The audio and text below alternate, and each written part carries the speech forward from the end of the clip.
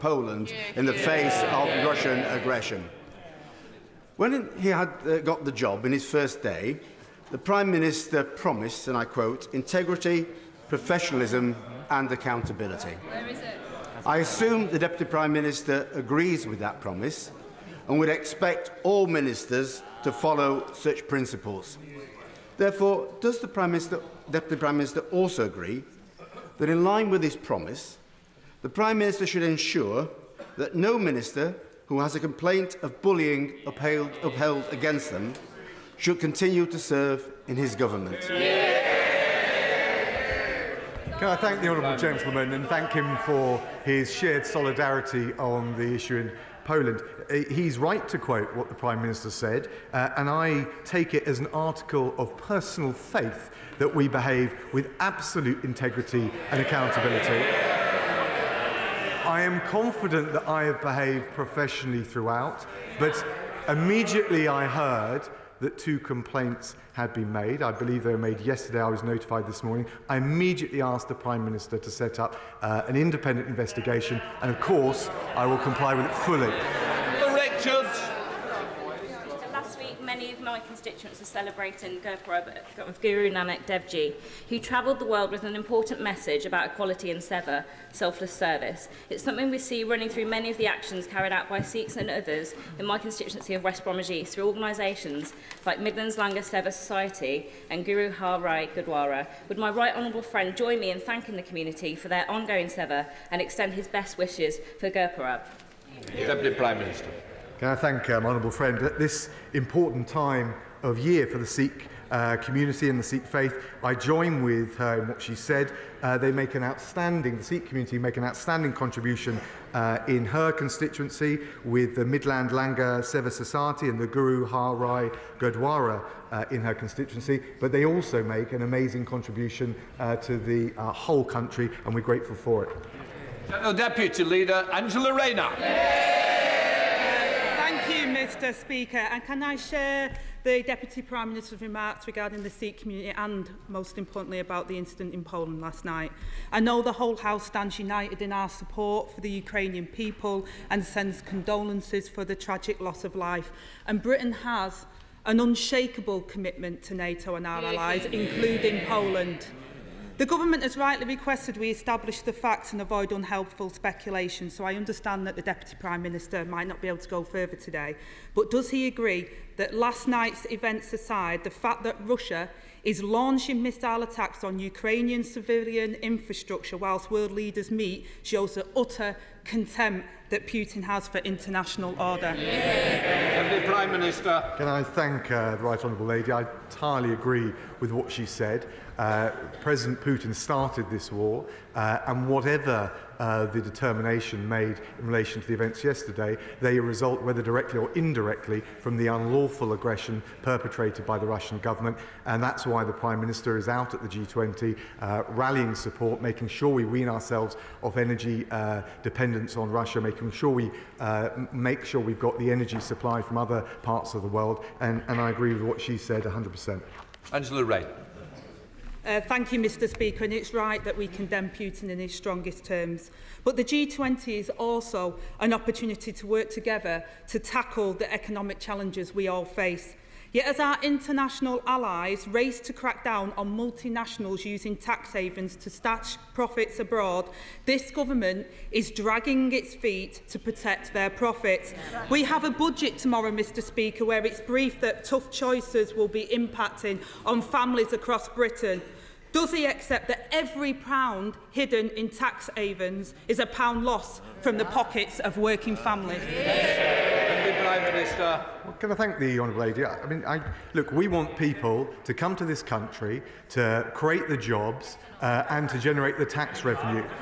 Whether it's non-dom status, which was stricter under this government, given the changes we made, than under the last Labour government. Whether it's the Prime Minister's approach to big tech companies, where he's led the charge with the G presidency in making sure there's an international approach and delivering global minimum corporate tax rules. We have lowered the tax gap, the difference between the tax owed and the tax raised, to the lowest level, certainly lower than under the last Labour government, and will continue to do so. Angela Rayner. I notice non-dom status hasn't been abolished, though, Mr Speaker, and the Conservatives would have us all believe that the economic problems are out of their hands, when the truth is, Mr Speaker, it's working people paying the price for their choices. They've chosen to protect corporate profits and not household incomes. There are 38 countries in the OECD two-year growth league table. Where does the UK rank in that table? Deputy Prime Minister. Thank her. She'll know that on the latest data, unemployment remains at a 50-year low. Well, she's saying the Shadows Chancellor is saying it's gone up. It's half the level left by the last Labour government. And when it comes to GDP, and when it comes to GDP, she'll know that the IMF has said that we will have the strongest growth in the G7. Mr Speaker, I think the economic situation families face speaks for itself. But I'll answer the question for the Deputy Prime Minister. The answer is 38 out of 38 on growth. If there was a World Cup for growth, we wouldn't even qualify. Working people are paying the price for 12 years of Tory failure. The wrong choices by the wrong people. Now, after days of dodging and denial, this morning, the Deputy Prime Minister finally acknowledged formal complaints about his misconduct. But his letter contains no hint of admission or apology. This is anti-bullying. This is anti-bullying week. Will he apologise? Deputy Prime Minister. Can I thank the Right Honourable Lady? Look, in terms of the economic challenges which are global, caused by COVID and the war in Ukraine, we've got a plan to grip inflation, balance the books and drive economic growth. If we listen to the Honourable Lady, debt would go up, unemployment would go up and working Britons would pay the price. She asked about the complaints. I received notification this morning. I immediately asked the Prime Minister to set up an independent inquiry into them. I'm confident I behaved professionally throughout, but of course I will engage thoroughly and look forward, Mr Speaker, may I say, look forward to transparently addressing any claims that have been made. So, Mr Speaker, let me get this straight. He has had to demand an investigation into himself because the Prime Minister is too weak to get a grip. A Prime Minister in office less than a month, with a disgraced Cabinet Minister resigned with his good wishes, the Home Secretary who breached the ministerial code and risked national security still clings on, and now the Prime Minister defends his deputy whose behaviour has been described as abrasive, controlling and demeaning. With junior staff, Mr Speaker, too scared to even enter his office. And that's without mentioning the flying tomatoes. The Deputy Prime Minister knows his behaviour was unacceptable. So what's he still doing here? Deputy Prime Minister. Mr Speaker, I'm here and happy to address any specific point she wishes to make. Well, that never happened, she says, from a sedentary position, and I will thoroughly rebut and refute any of the claims that have been made. She hasn't, in fact, put a specific point to me. If she wishes to do so, and this is her opportunity, I'd be very glad to address it. Angela Rayner. Mr Speaker.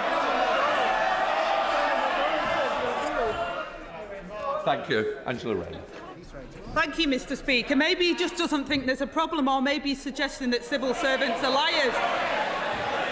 Now he's reportedly banned from meeting junior staff without supervision.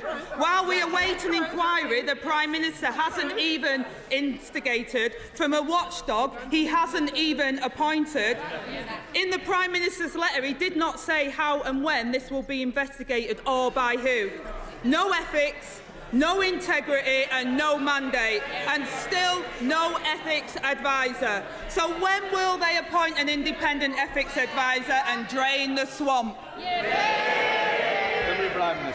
Mr Speaker, the recruitment of the new ethics advisor is already underway and taking place at pace.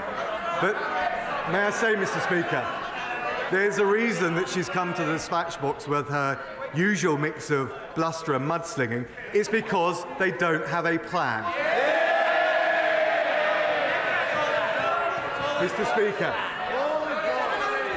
Mr. Speaker, we're helping people into work. She's in hock to the unions. We're protecting our borders. She voted against every single measure to control illegal immigration for this country. We're delivering cleaner growth and energy security. She wants to send billions in reparation payments abroad. The British people want a government that can deal with the real challenges, and they're not up to it. Lucy Allen.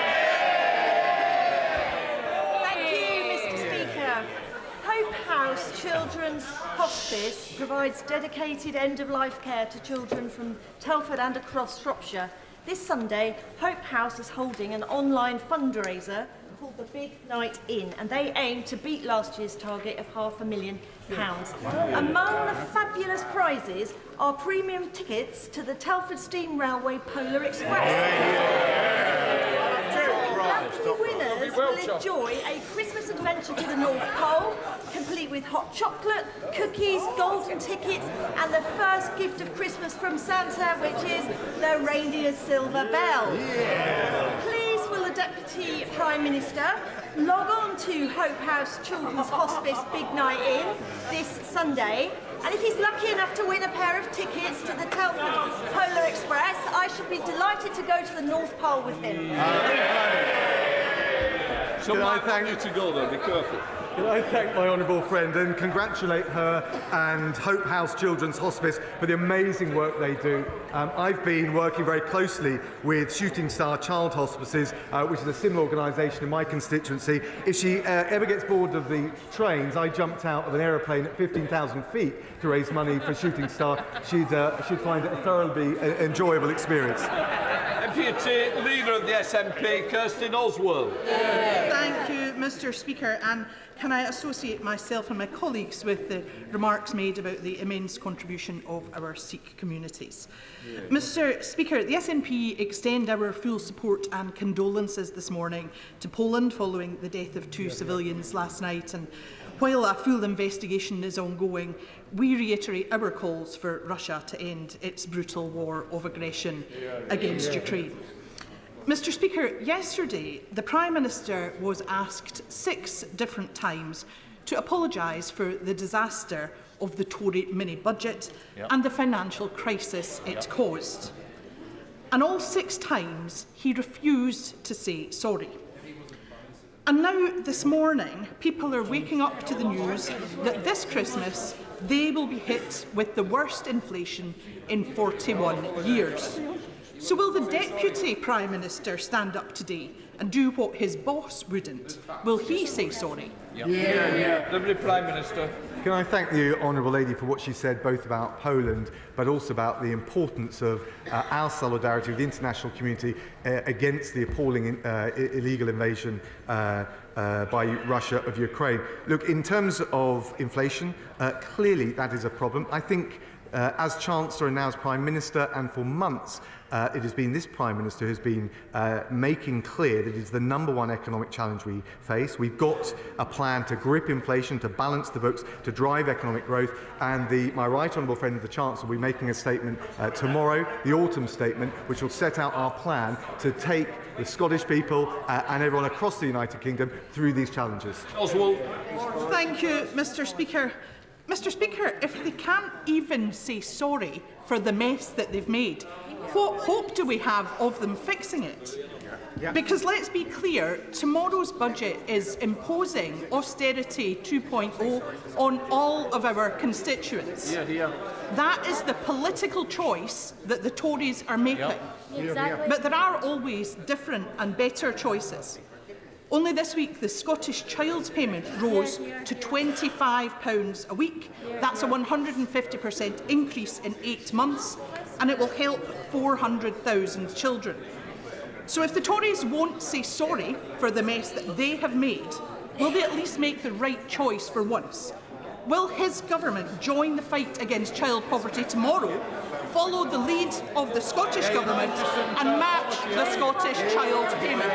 Deputy Prime Minister. The Honourable Lady will know that we are facing challenges that are faced all around the world because of COVID, because of the war in Ukraine. We've seen rising inflation in Germany, in the Eurozone, in the US, but the reality is this Prime Minister and this Chancellor have a plan. We're going to have more details set out in the autumn statement, but of course the UK Government will continue to work with the Scottish Government collaboratively to safeguard and protect the most vulnerable right across the United Kingdom, and I think that's what the Scottish people expect. Belper Mills in my mid-Derbyshire constituency are in a state of disrepair. The community is hugely worried about their future. It matters not just for my constituents but for the whole country, because the mills are part of the UNESCO World Heritage Site in the UK. If appropriate redevelopment is not agreed soon, the site risks losing its World Heritage Site status. Will my right honourable friend confirm that the government will pay close attention to this case in order to ensure that we do not lose our World Heritage status? And will he come with me to visit the mill and discuss potential solutions with local people? Prime Minister. Can I thank my honourable friend for her campaigning on this? And yes, of course, we will continue to monitor the condition of Belper Mills and the planning applications. I think the best I can say is we strongly encourage all the local bodies, whether it's the council, the applicant, to continue to work together, because above all, her constituents will want to continue to celebrate the proud and rich tradition represented by Belper. Sir Geoffrey Donaldson. The Prime Minister will join me in welcoming the comments yesterday by the Foreign Secretary to the European Scrutiny Committee that securing Northern Ireland's place within the Union will be the priority of the Government in the negotiations with the European Union on the Northern Ireland Protocol. One of the benefits of that union is the support that the Government of the United Kingdom is providing to households and businesses across the entire country to tackle the cost of living crisis.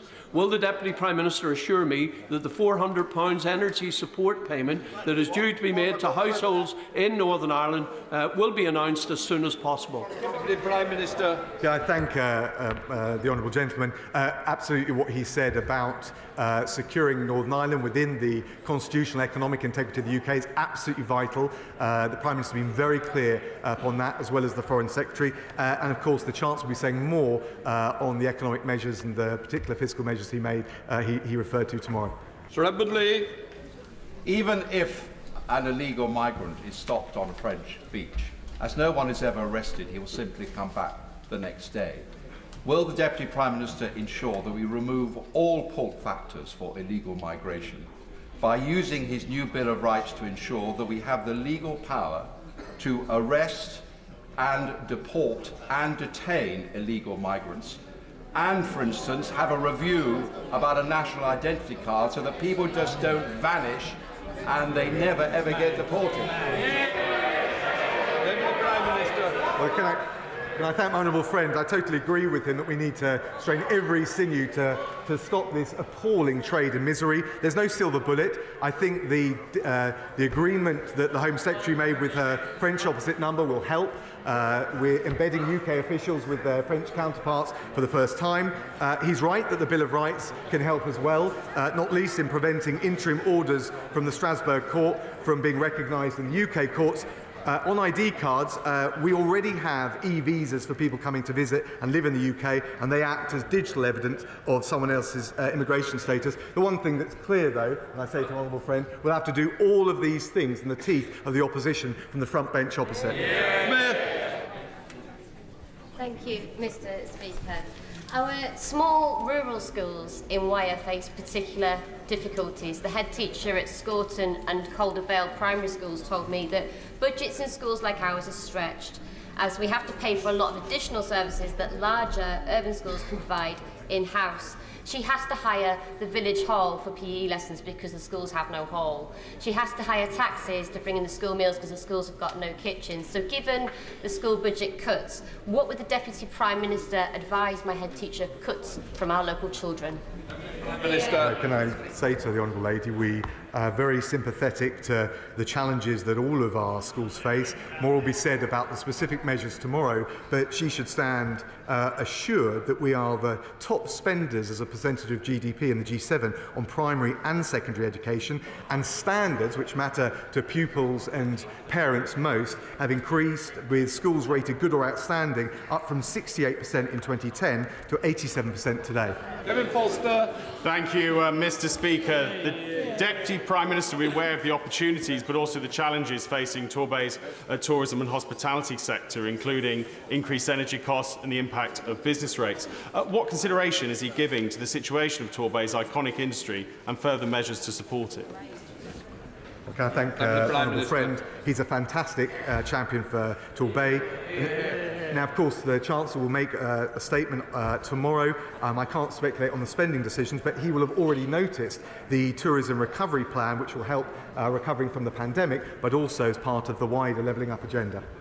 Mr Speaker.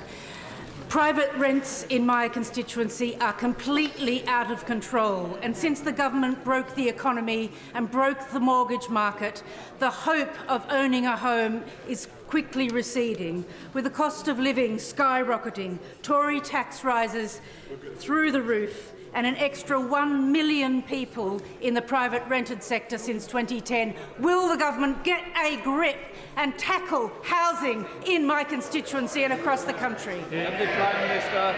Can I thank the Honourable Lady? As a former housing minister, I know how important these issues are, and I can also tell the Honourable Lady that the Housing Secretary is looking at the situation of renters and landlords very carefully, and legislation is coming forward shortly. Thank you, Batty. Thank you, Mr Speaker. My constituent, Mikey Akers, who has verbal dyspraxia, said the following a few weeks ago: "I'm not ashamed of my disability, but I am ashamed of the people who judge me without knowledge or understanding." 5% of all children are impacted by speech and communication needs, according to the Royal College of Speech and Language Therapists and the Dyspraxia Foundation, and more needs to be done to raise awareness in society. Will my right honourable friend agree to convene a meeting with the Prime Minister to raise awareness about verbal dyspraxia, so inspirational people like Mikey are never again left without a voice? The Prime Minister. Can I thank my honourable friend for his doughty championing and highlighting of Mikey's campaigning. All children and young people should receive the support they need to make the very best of all their talents and potential. We published, he will know, a green paper in March covering a whole range of these issues, and I will certainly make sure he gets a meeting with the relevant minister. Thank you, Mr Speaker. Can the Deputy Prime Minister tell this House if he has ever entered into a non-disclosure agreement connected to a complaint against him? He's referring to an employment dispute that was settled before I entered the House. It wasn't an NDA, but it did involve a confidentiality clause, which was standard at the time. Thank you, Mr Speaker. And all our constituents want to see an end to the dangerous and illegal crossings of the Channel. And one of the best ways to do that is to make sure that services are delivered in the first safe place that refugees flee to. And in that context, the Deputy Prime Minister, as a former Foreign Secretary and Development Minister, would he commit to backing the work of Education Cannot Wait, which delivers education in those refugee camps? Prime Minister. Well, can I thank my honourable friend? She's absolutely right about the brilliant work they do. She will know how important the campaign for girls' education was, both the last Prime Minister but also this Prime Minister, and we will certainly look at what more we can do to support the brilliant work, particularly for children growing up in camps like that. Dr Rupert. Thank you, Mr Speaker. Does the Deputy PM's comeback, which I congratulate him on, and the new direction of tomorrow signal that the ban on no-fault evictions from the last manifesto is all back on after zilch from the last PM? And if so, can he, by emergency powers if necessary, get it on the statute book so no family, on a whim, gets left out in the cold this winter? Prime Minister. I know my right honourable friend, the Housing Secretary, is looking at all of these matters. He would have heard what she said, and I won't prejudice what further measures he's going to come forward with, but I will ask him to write to you to address the specific proposals you're making. Jacob Rees-Mogg. Mr Speaker, I wonder if my right honourable and learned friend has noticed that the people who are currently criticising him, no thank you, who are currently criticising him have a record of bullying second to none. A Labour Member of Parliament left Parliament because of anti-Semitic bullying. A distinguished BBC journalist needed bodyguards at Labour Party conferences. And a current member of the Labour Party opposite, a right honourable member, was suspended from the service of this House for bullying. Does he think, as I do, that this is at the very least hypercritical, and maybe a stronger word that is not necessarily parliamentary?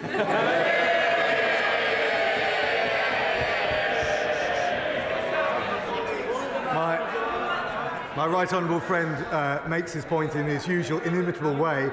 All I will say is I think it's important that we all take responsibility for our actions, and that's precisely what I've done today. Rebecca Long-Bailey. Thank you, Mr Speaker. A 1958 instruction from Whitehall ordered medics to take blood samples regularly from exposed veterans during nuclear weapons tests. However, I've been made aware that many veterans and their families have reported being unable to obtain these test results, and so denied the ability to make any sense of what they, and in some cases their families, suffered. So can the Secretary investigate and inform me of the legal rights of these men in obtaining their medical records, and will he undertake to ask the Prime Minister to order these medical files be opened to veterans and the UK Health Security Agency immediately? Deputy Prime Minister. Can I thank the honourable lady?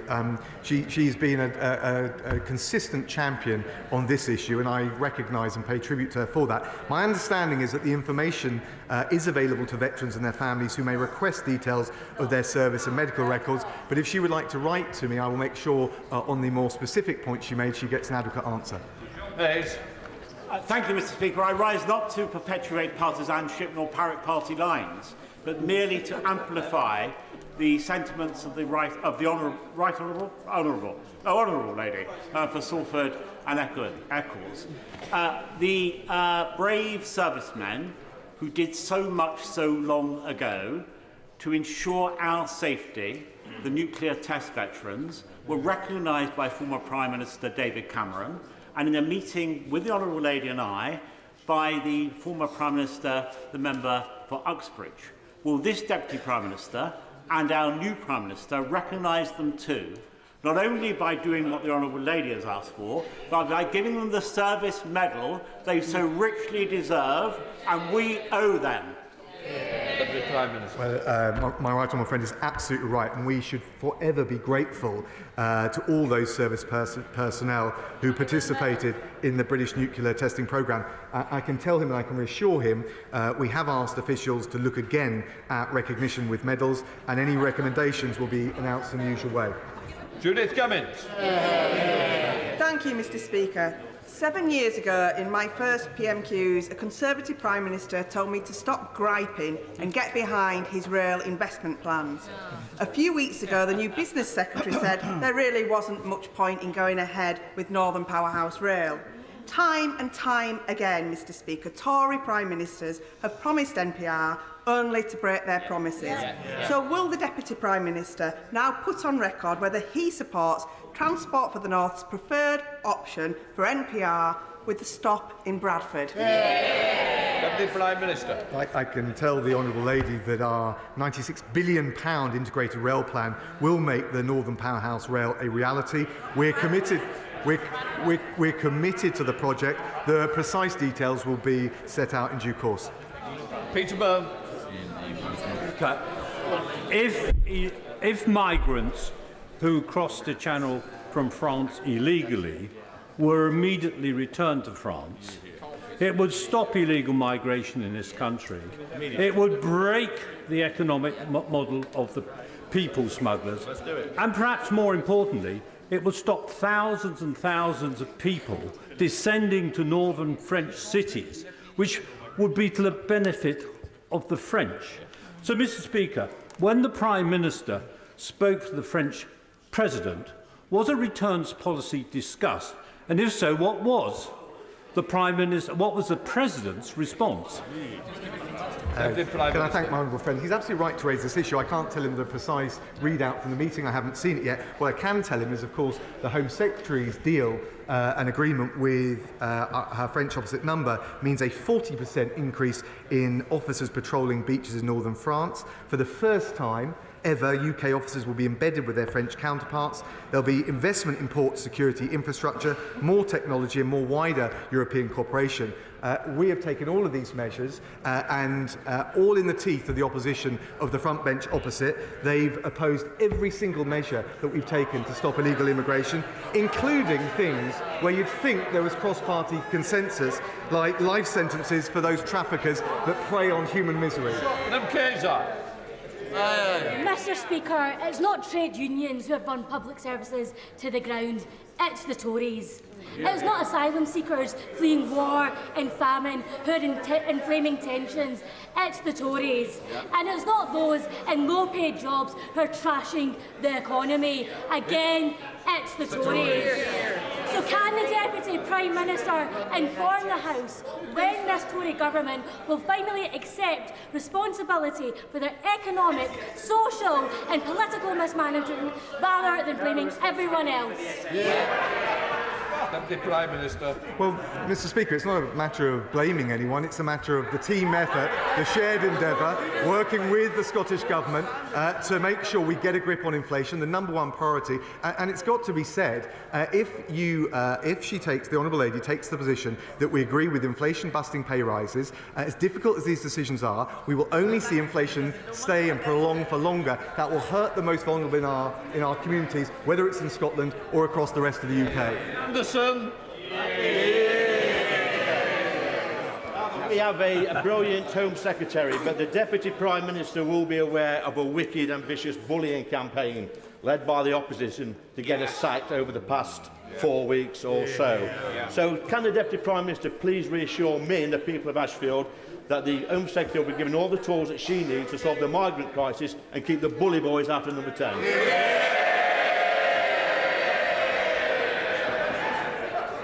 My honourable friend is absolutely right. We fully support the Home Secretary and the important measures she's taking, whether it's the Rwanda scheme, whether it's implementing the Nationality and Borders Act, and whether it's the New Deal with France to make sure that we collaborate with our international partners on what is a shared issue. And the one thing that he can also rest assured is it will be opposed tooth and nail by the Labour Party opposite. Thank you, Mr Speaker. In 1936, people from my constituency in Jarrow marched to Parliament demanding jobs. They were living in poverty and were hungry. 86 years later, and 39% of kids in Jarrow are still hungry.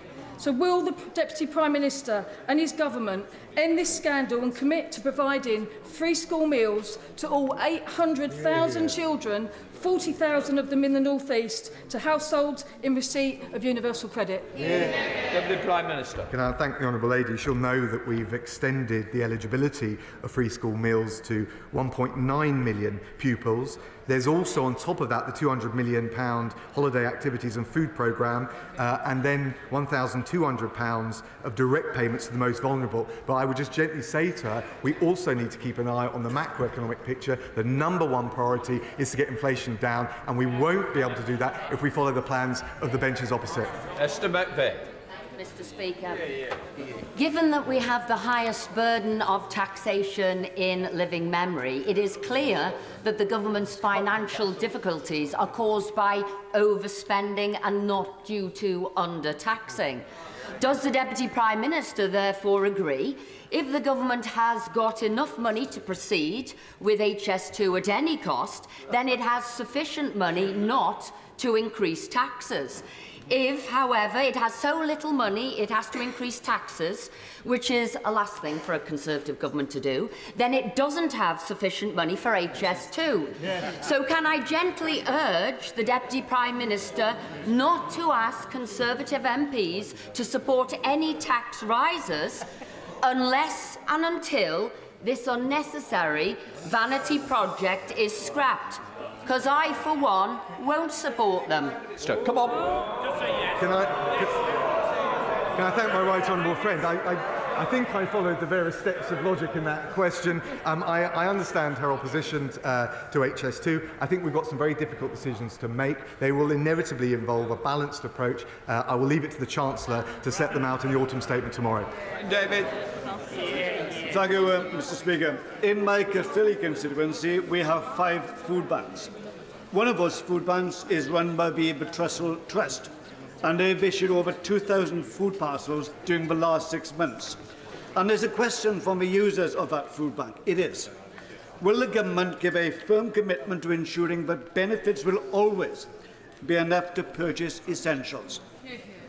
Well, look, he raises a really important point, and we're doing everything we can to support those who may be reliant on food banks or otherwise struggling to make ends meet. He can see that, the honourable friend can see that with the £1,200 cost of living support that are going to the 8 million most vulnerable households, with the energy price guarantee and further measures for pensioners. My right honourable friend, the Chancellor, will set out further measures tomorrow. But of course, as I said before, the #1 priority is getting inflation down. We won't be able to do that if we follow the spending plans of the party opposite. Final question, Salmon Hall. Thank you, Mr Speaker. My right honourable friend is also the Justice Secretary, and everybody in this House, irrespective of party, will know for the reputation of this House that standards are important.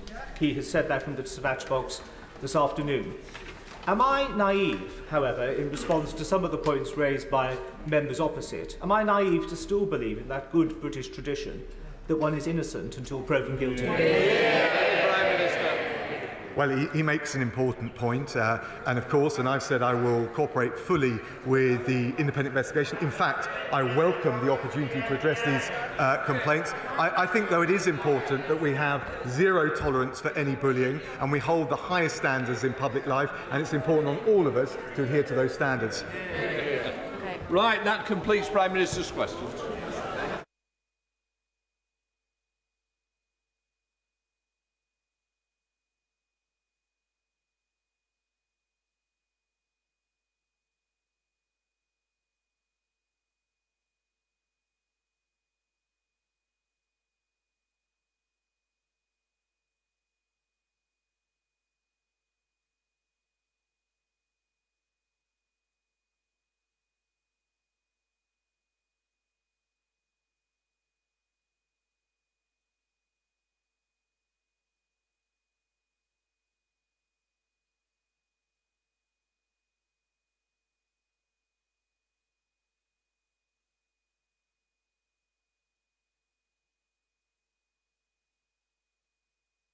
Right, let us start with the urgent question. Sir John, what are you doing?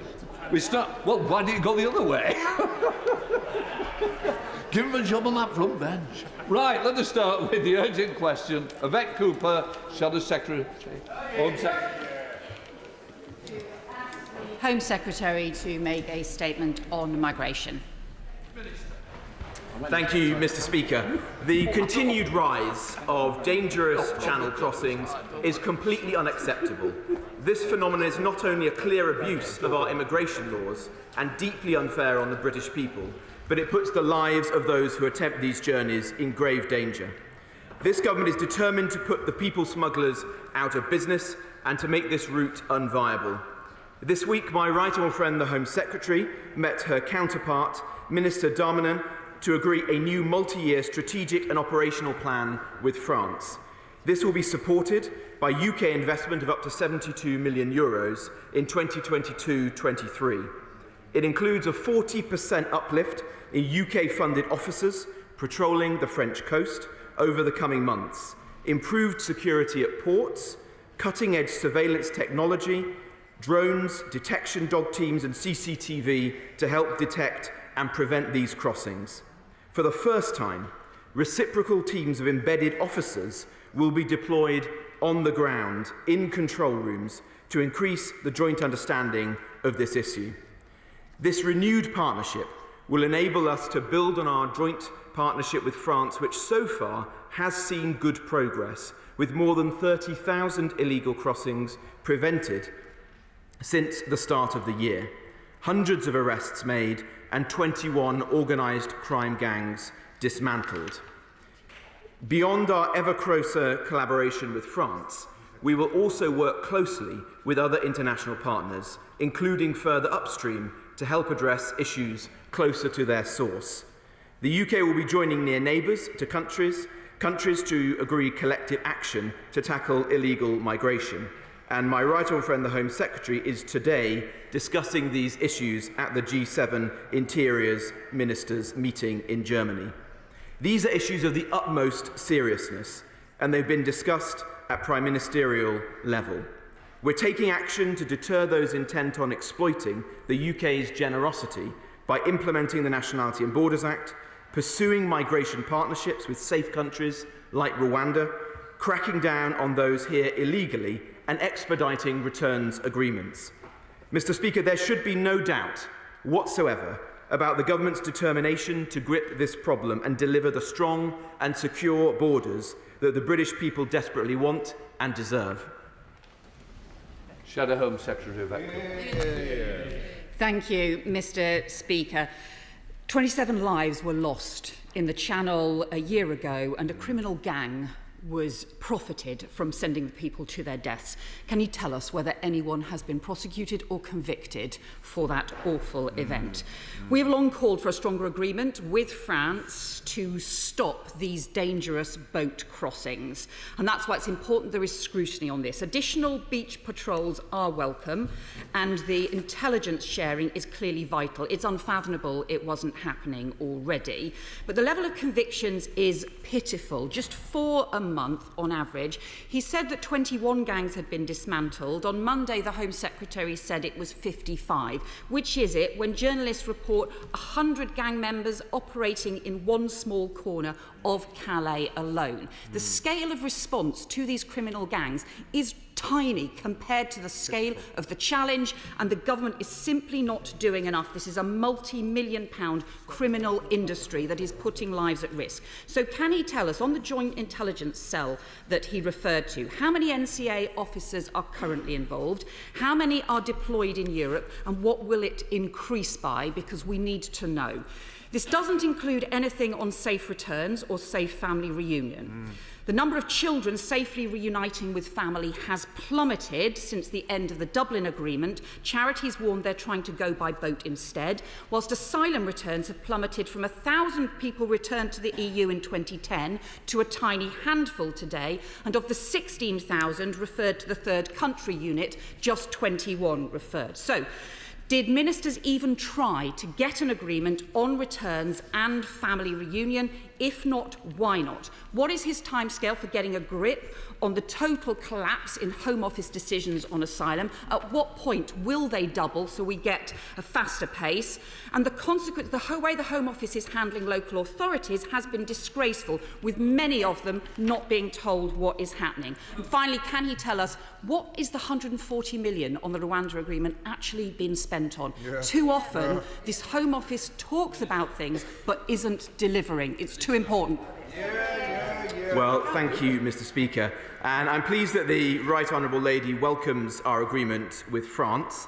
And she's right to raise the anniversary of the tragic and abhorrent deaths that occurred in the Channel 1 year ago. I'm pleased to say that a concerted effort with partners across Europe has led to arrests, has led to the disruption of gangs and to the capture and destruction of boats directly as a result of that. And the good working that our intelligence services did with respect to that incident is now being rolled out with respect to other criminal gangs right across Europe. The agreement that we've reached with France will enable our world-class intelligence services now to be directly in the room with their French counterparts, ensuring that the intelligence that they're gathering, which is very rich, and I've observed myself on visiting the clandestine command in Dover, is now able to be passed on in real time to their French counterparts, ensuring that more crossings are stopped, more arrests are made, and more criminal gangs are disrupted. And I think that will make a very positive impact in the months to come. But I would politely point out to the Right Honourable Lady that she is becoming like a broken record when it comes to immigration. She opposes everything helpful that we on this side have done. and she suggests nothing useful.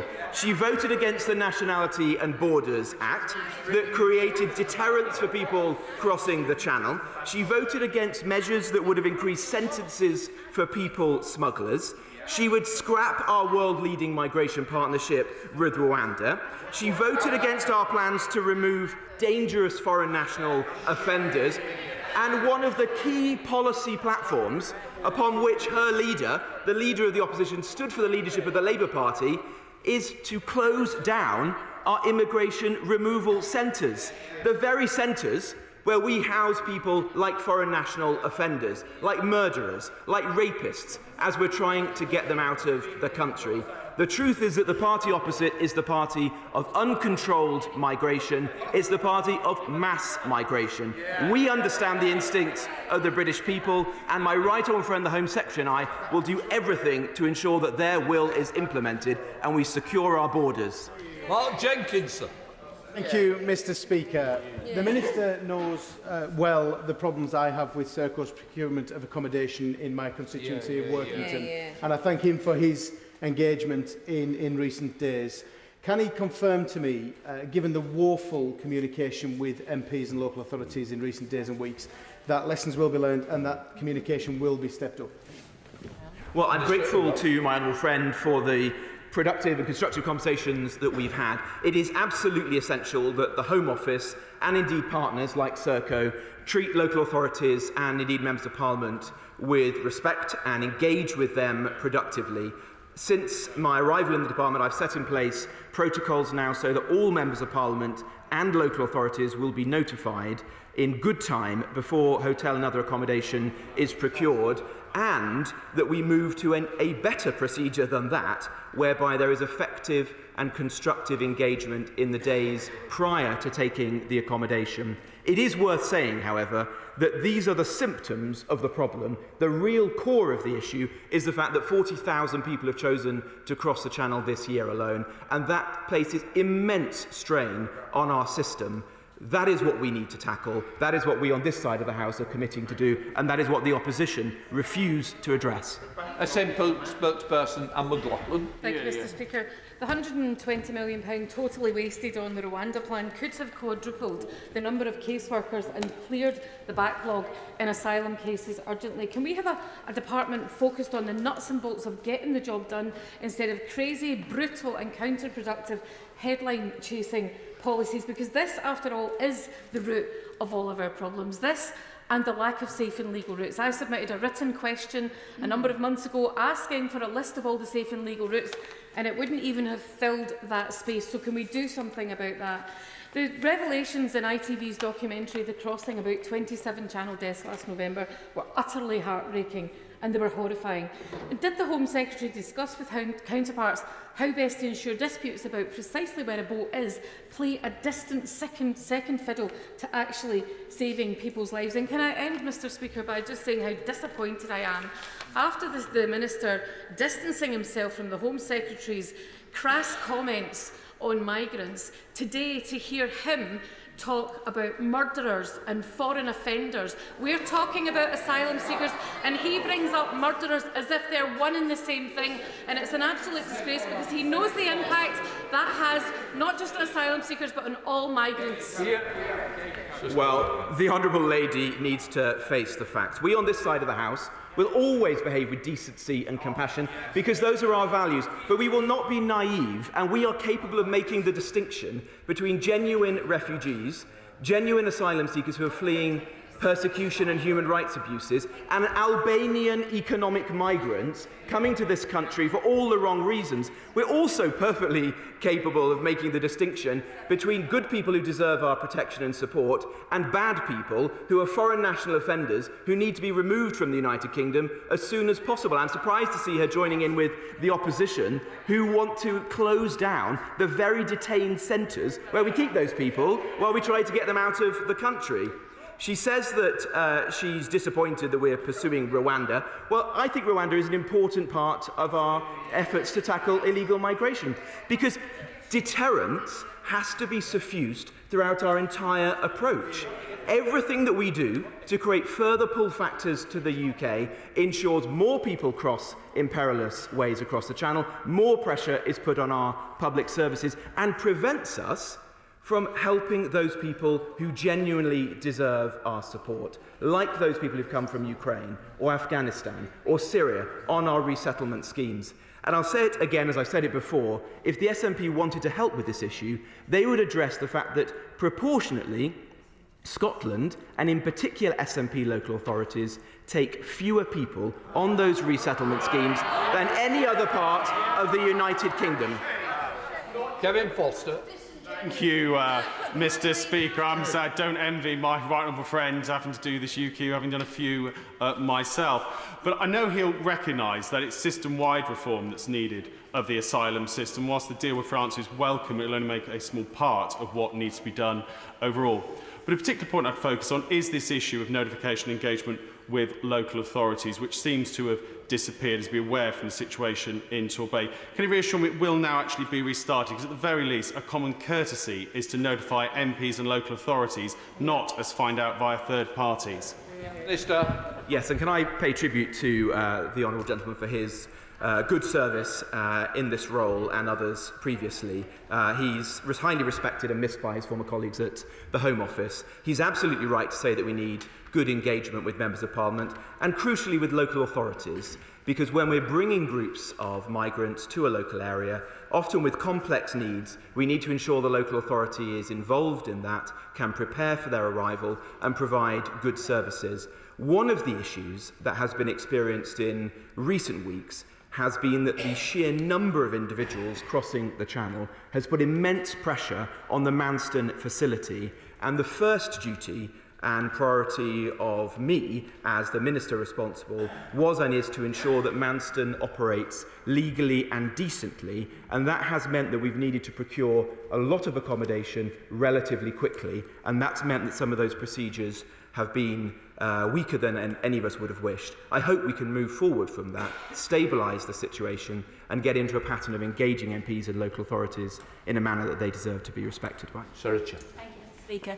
Today my committee has launched an inquiry into how and why the Home Office is spending foreign aid to support refugees in this country. Could I ask, has the Minister got a budget or a blank cheque? Has he got owed a specialist within the Home Office making sure this money represents value? And also, does he think it's morally right to be spending money that should be going to the poorest in the world, propping up the Treasury, which other countries are spending their own money to fund refugees in their own countries? Well, firstly, it's the Home Office's responsibility to ensure the money it's spent is spent wisely and provides taxpayer value. How it's accounted for under overseas development aid or otherwise is a matter for the Treasury and not for me and my officials. But the point that really is at the heart of this is that we need to ensure that we stop people crossing the Channel illegally. We don't want to be spending billions of pounds addressing this issue. The opposition, I think, does, because they oppose every single measure we take to try to address it. We want to get people out of hotels, and we would like to move to a system which is based on resettlement schemes like the Ukraine scheme, like the Syria scheme, like the Syria scheme, whereby we choose people at source, they come to the UK, we're able to prioritise our resources on them, and we don't waste, frankly, hundreds of millions of pounds managing a problem of economic migrants who should not be in the UK. Ben Bradley. Speaker, this weekend a new migrant hotel was set up in my constituency. I was contacted on Sunday and told that it would be happening, future tense. I subsequently found out that it actually happened already on Saturday. And as yet, it's now Wednesday. We still have no details as to who, how long, what is in place around that facility. On Monday morning, several local people presented themselves as homeless, having been kicked out of that same hotel, which was previously used by the local authority as temporary accommodation. My right honourable friend must surely agree that this is wrong and untenable, and it will cause a huge amount of anger locally. The government needs to stop this, he knows that. But can he at the very least ensure that after this urgent question he's able to investigate in his department and ensure that local stakeholders and councils are able to get the information we need urgently to be able to put the support in place that we need to on a local level? Well, I'm grateful to the honourable gentleman. I believe my officials have already reached out to his council to provide them with further information. As I said earlier, this is not the situation that any of us would want to be in. It's the product of record numbers of people crossing the Channel and of a failure to plan in the months prior to this sudden surge. What we need to do now is move forwards, ensure that Manston is operating legally and correctly as our first duty, and then ensure that any further accommodation is procured in a sensible way, which is simple, decent accommodation, not luxurious hotels, and we ensure that we have proper communication with local authorities. That is my objective, and I'm very happy to work with him to achieve it. Sammy Wilson. Unlike some of those who are criticising the government today, we have supported most of the measures which the government has brought forward in the past, though we do understand that there are genuine asylum seekers who do need help. In my own constituency just last weekend, I met many from Ukraine who are grateful for what this country has done for them. Though the ministers almost every year come with a new plan to deal with this problem, and yet the problem gets worse all the time. The numbers are increasing and the frustration is increasing as well. Would the Minister not agree with me that one of the ways of stopping people coming the dangerous route they're coming at present, giving revenue to criminal gangs and stopping priority being dealt with for real asylum seekers would be to ensure that those who enter this country illegally are not allowed to apply for asylum in the first place? Yeah. Well, the Honourable Gentleman makes a very important point there, and we have already taken action through the Nationality and Borders Act, but my right honourable friend, the Home Secretary, and I are reviewing our legal framework to ensure that it meets the scale of the challenge that we're currently facing, and if we conclude that further steps are necessary, he can be assured that we will take them and will do so urgently. I think he makes a very strong and compelling case that there should not be a route to a life in the UK if you choose to come here illegally. Thank you very much, Mr Speaker. May I strongly support the Minister in what he said by highlighting that the parties opposite, most of them, certainly the Labour Party and the SNP, have zero credibility coming to this House, questioning the Minister when they vote against or vote down and criticise absolutely every legal measure that we bring in to tackle this problem that all of our constituents care deeply about. Now, the Minister would like to know what my constituents are asking me, I'm sure. What they want to know is why can we not turn back those small boats, those dinghies, when they are in the Channel? Now, of course, we all understand that we have obligations to save lives at sea, but surely that doesn't extend to those people who are seeking to undermine our generous hospitality and our asylum system, which is there for those genuine refugees. Please, can he change the law to do? Yeah. Well, the Honourable Lady makes a very important point, and she speaks for the British public, millions of whom ask exactly the same question. We are pursuing returns agreements with safe countries and have secured one in the last 12 months with Albania, and 1,000 Albanians have already been removed under that agreement. Clearly, I would like that to be significantly higher, and we're reviewing what further steps we could take there. We would like to secure a returns agreement with France.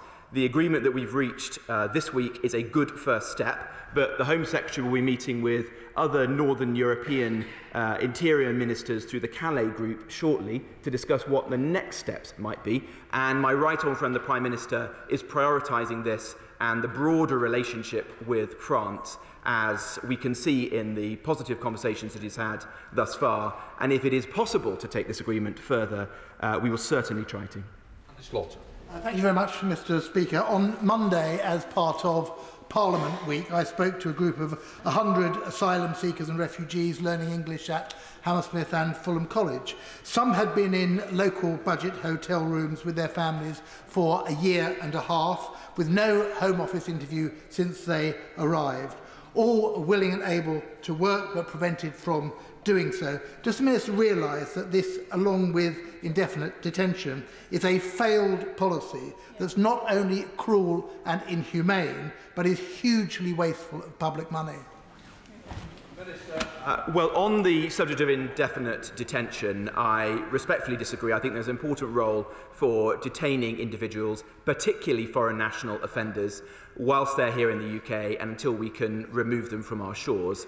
And if we had further capacity, we may well detain more people, frankly. But on the point of whether migrants whose asylum claims are being processed should be able to work, there are arguments on both sides, and I know that opinion differs on both sides of this House. On balance, I take the view that it isn't wise to enable asylum seekers to work, because there are already significant pull factors to the UK as a result of the relative ease of working here, access to public services, the fact that we have relatively high approval rates for asylum seekers, and I'm not persuaded it would be wise to add a further pull factor to that mix. Thank you, Mr Speaker, and I would like to thank my right honourable friend for what he is saying and doing on this vital subject. But I shall be here all of next week, ready to vote for whatever legislative changes are necessary to protect people who need asylum and to defend our country from people who deliberately and willfully break our laws. So please would he apply the toe of his shoe to the bottoms of the people who need to draft the legislation that we can all support. Well, I'm grateful for that, and I will take that back to my officials in the department. He can be assured that the Home Secretary and I are doing everything we can, and if there are further legislative changes that we can make, in the spirit of what he's just said, that individuals who come here from safe countries looking for a better life, but not for the safety from persecution, human rights abuses and war that asylum was designed to support, we will make those changes and we'll secure the borders as a result. Thank you, Mr Speaker. As we've already heard, on the 24th of November last year, at least 27 people drowned while attempting to cross the Channel in a dinghy, including a little girl. 5 are missing and only 2 survived. A documentary shown on ITV on Monday night called The Crossing presented evidence that the tragedy happened in UK waters, notwithstanding multiple distress calls from the people in the dinghy, and while the French and UK coastguards passed the buck over a period of many crucial hours. I understand that solicitors acting for the families of some of the deceased and one of the survivors passed evidence to this effect to the British government in March of this year. The normal political response to a loss of life on this scale would be the prompt announcement of an independent public inquiry. Can the Minister tell me what it is about the people who drowned that means that no public independent inquiry has been announced into the circumstances of their drowning? Well, the events of a year ago were very shocking, deeply tragic, and my sympathies go out to those individuals' families and friends. As a result of that incident, I can assure her that very significant further steps have been taken by British authorities to enable those crossing the Channel in dangerous crafts to be helped ashore in the UK, to the point that I think 98% of boats that attempt the crossing and pass the median line are then helped ashore either by Border Force, RNLI or the Royal Navy. I pay tribute to those British authorities who do that hard work. I've met them. It is difficult work and they do it superbly. We will not be able to secure the passage of everyone who chooses to get in an unsafe dinghy at the behest of people traffickers and cross the Channel. The best advice, of course, is do not make that dangerous passage. It is illegal and it is extremely perilous. That is the key thing. We should not be encouraging people to make that crossing in the first place. We cannot assure safe passage to everyone. Thank you, Mr Speaker. Stoke-on-Trent, decades ago, voluntarily entered the asylum dispersal scheme. But enough is enough. We have done our bit for this country to protect some of the vulnerable people and illegal economic migrants coming to this country via safe countries like France. I am sick to the back teeth of having hotels being used in our great city, being dumped on by Serco because we voluntarily entered that scheme. The local authorities against it, the police are against it, all 3 Stoke MPs are against it, and for good reason. We have Islamic extremists like Hezbollah Tahrir round the corner from the hotel operating. We have the far right in our city looking to recruit. We have public anger and outrage at the fact that their local services are being depleted whilst they're having to see them be reinforced elsewhere. When is the Minister going to tell Serco Stoke-on-Trent's done its bit and to no more use it? And if he won't, why won't he?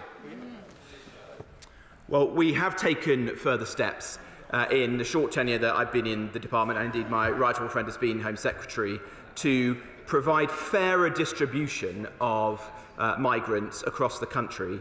My right honourable friend ensured there was mandatory dispersal of children, so that all local authorities can play a part in ensuring that those children are in safe accommodation, whether that be children's homes or state or private foster carers accommodation. We're also attempting to procure accommodation in a much broader range of local authorities than has been seen in the past. Historically, the issue was centred on cities, including Stoke-on-Trent. We are now seeking to procure accommodation more broadly in smaller cities, towns, and indeed in some cases in rural areas. That does mean, I'm afraid, as long as numbers are so high, that more parts of the country experience this issue, but it does ensure greater fairness as to how a country we tackle it. Nick Smith. Thank you, Mr. Speaker. Is it true that the Home Secretary disagreed with the former Prime Minister, the member for South West Norfolk's ideas on extending the seasonal agricultural workers scheme to help provide extra important temporary migrant labour for our farming sector? I'm not aware of any such disagreement. Andy Carter. Thank you very much, Mr. Speaker. According to the Home Office's own figures, the 116 asylum seekers that arrived in Warrington last week can expect to spend around 400 days waiting for their cases to be dealt with. What steps is my right honourable friend taking to speed up this process so that those who do not meet the test for asylum can be returned to the safe countries from which they came? Well, the Honourable Gentleman raised a very important point. Productivity within the Home Office fell very sharply during the COVID period and has yet to recover in its entirety. That's wrong, and we need to change that. We need to ensure that caseworkers are reviewing and deciding cases in at least the same speed as they were just a couple of years ago. A pilot as to how to do this has been held in Leeds, which has more than doubled the productivity of the caseworkers. We want to get it higher than that still and to roll it out across the country, and the Home Secretary and I will be saying more shortly. Andy McCaskill. Thank you, Mr. Speaker. As legislation rightly progresses to address the shameful sacking of UK seafarers by P&O, another injustice is arising through the actions of the Home Office. The extension of the offshore wind workers immigration rules concession 2017 is seeing UK seafarers replaced by cheap Filipino crew. This is happening in an inshore wind field 15 kilometres from the coast of Fife, a field operated by the state companies of France and Ireland, where contracts have largely gone abroad and where the jobs are now going south.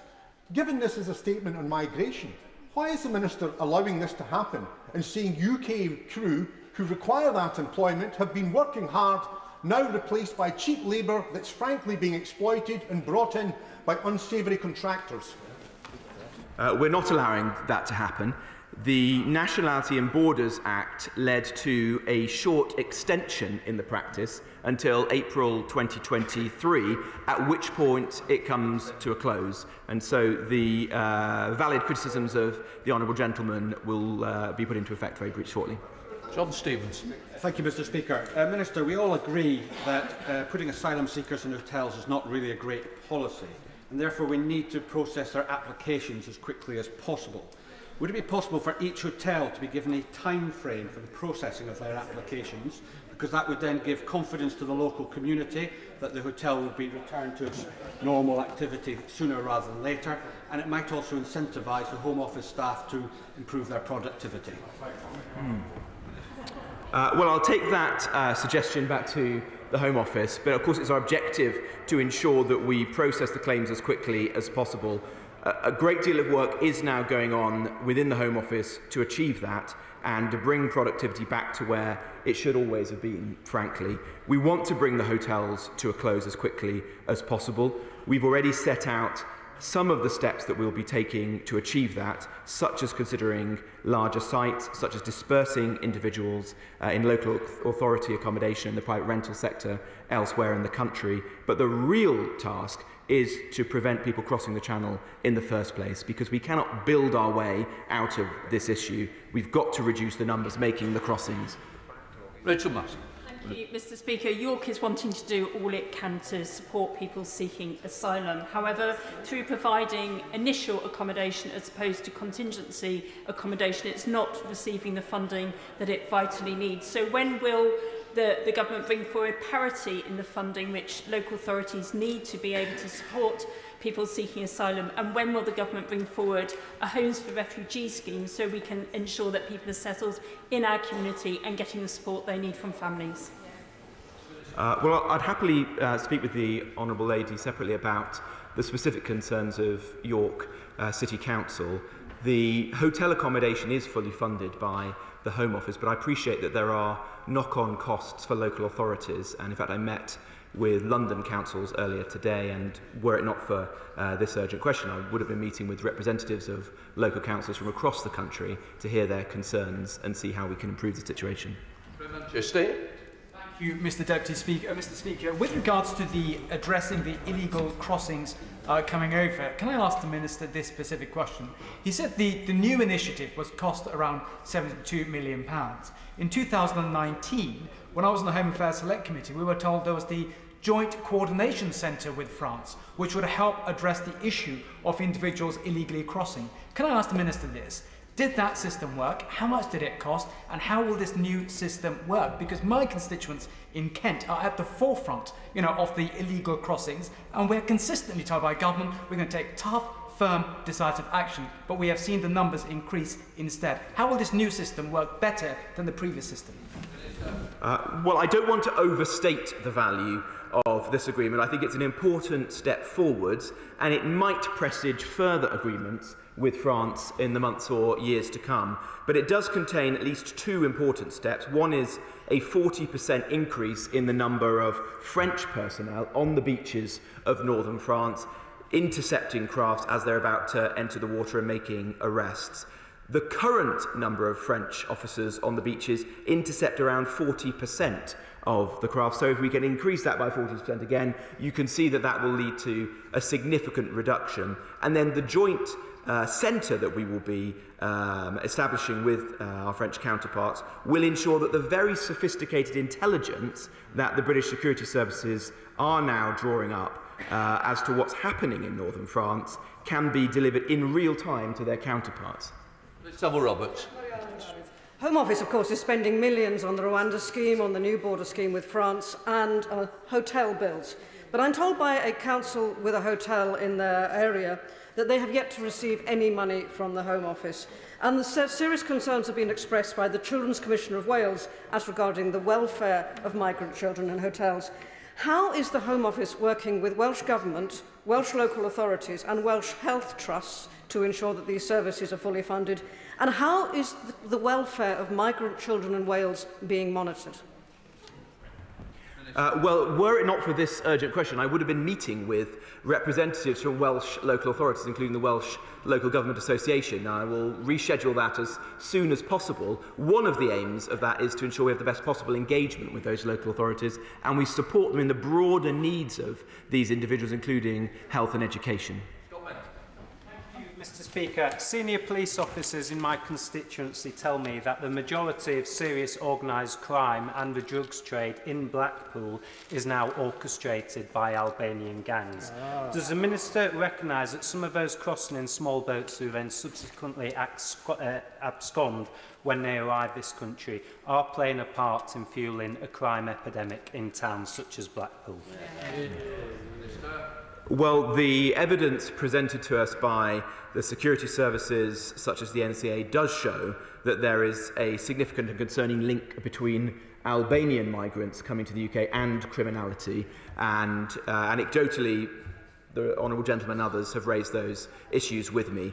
We do screen all migrants when they arrive illegally at Dover, and we have counter-terrorism officers and others there to ensure that we catch as many individuals as possible. But I'm afraid there is a serious problem here, and that's why we need to take the most robust action we can and remove economic migrants from Albania as swiftly as possible. Can he inform the House whether the British government have found an airline willing to facilitate its Rwanda policy? Privileged Style have joined two other airlines, Titan Airways and Air Tanker, in stating they won't participate in deportation flights.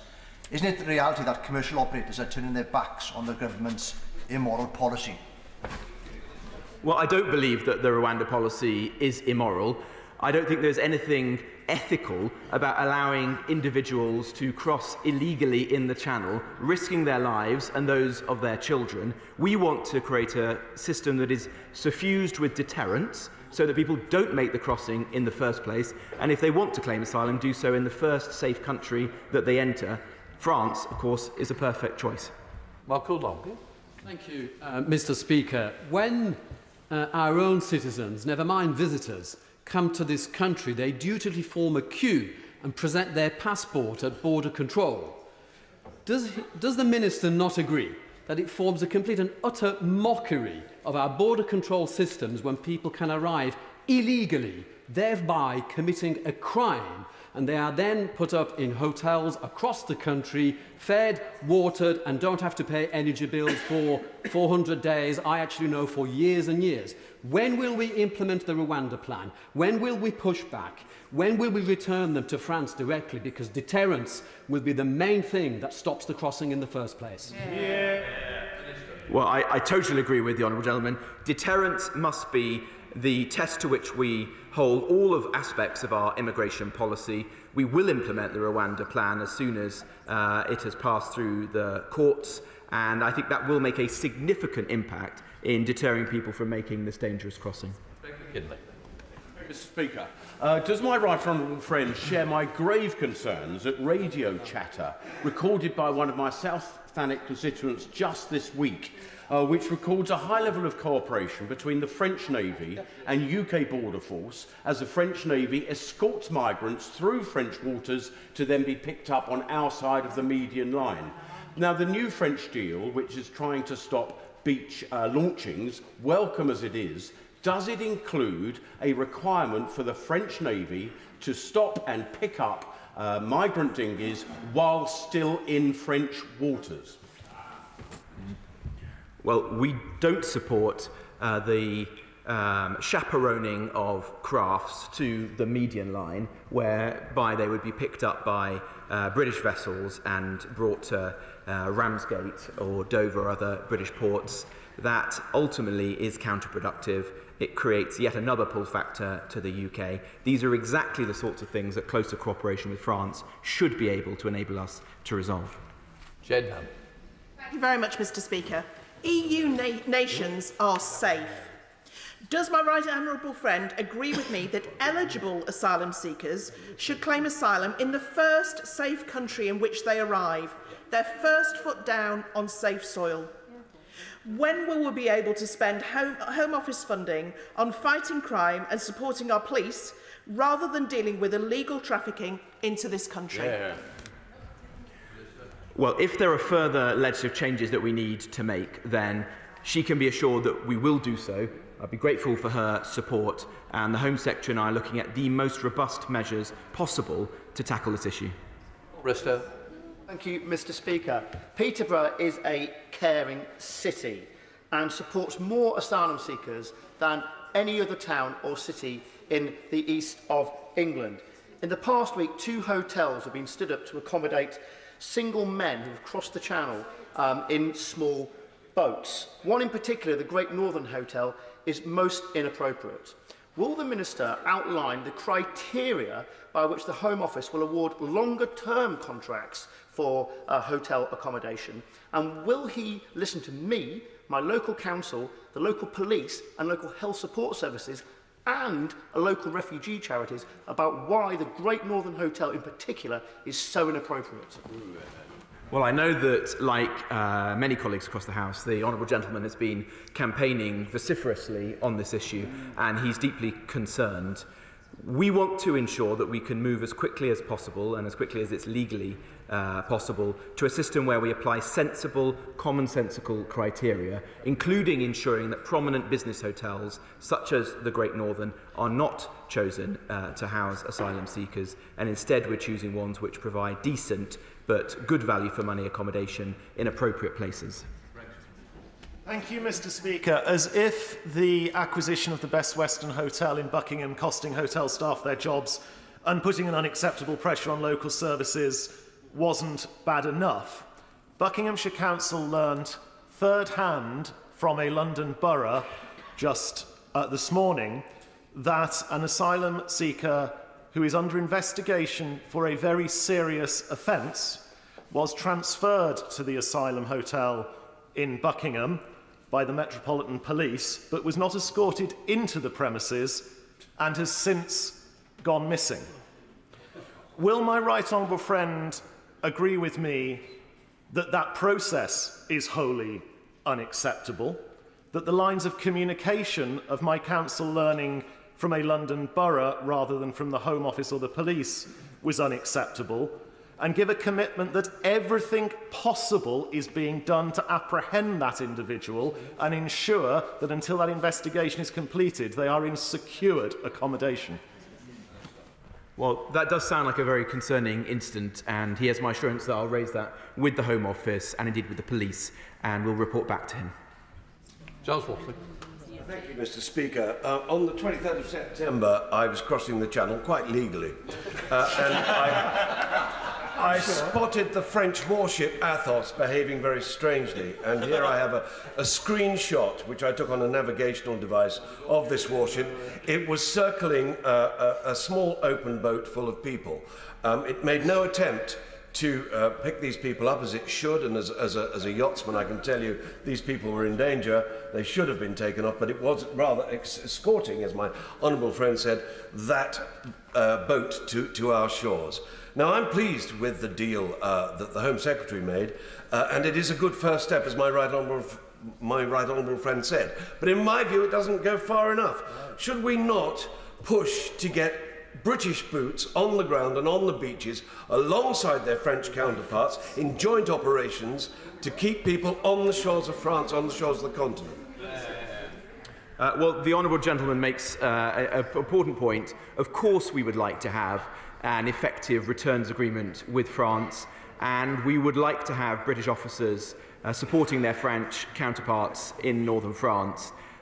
Those issues remain for discussion with France, but it is an important first step that we now have our officers working with their French counterparts in the control centre, so that the very sophisticated intelligence that we are now gathering is being shared in real time and acted upon by the French.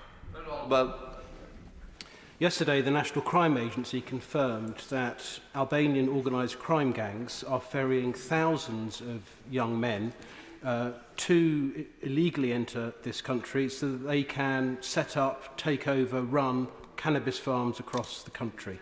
On arrival, they claim asylum, and then the Home Office transports this criminality to communities up and down the country to infiltrate the local crime scene.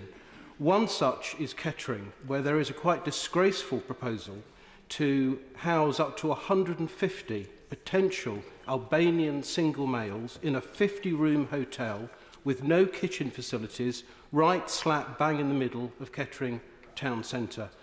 It is the biggest nighttime economy in Northamptonshire. It's near a family park. These young men will be milling around, getting into all sorts of trouble. I can't think of a worse location for asylum hostel. Will the Immigration Minister meet with me urgently so that I can explain to him why this proposal should not go ahead? Because from where I'm sitting at this present time, His Majesty's Government is neither protecting our shores nor protecting my local community from an increase in imported crime.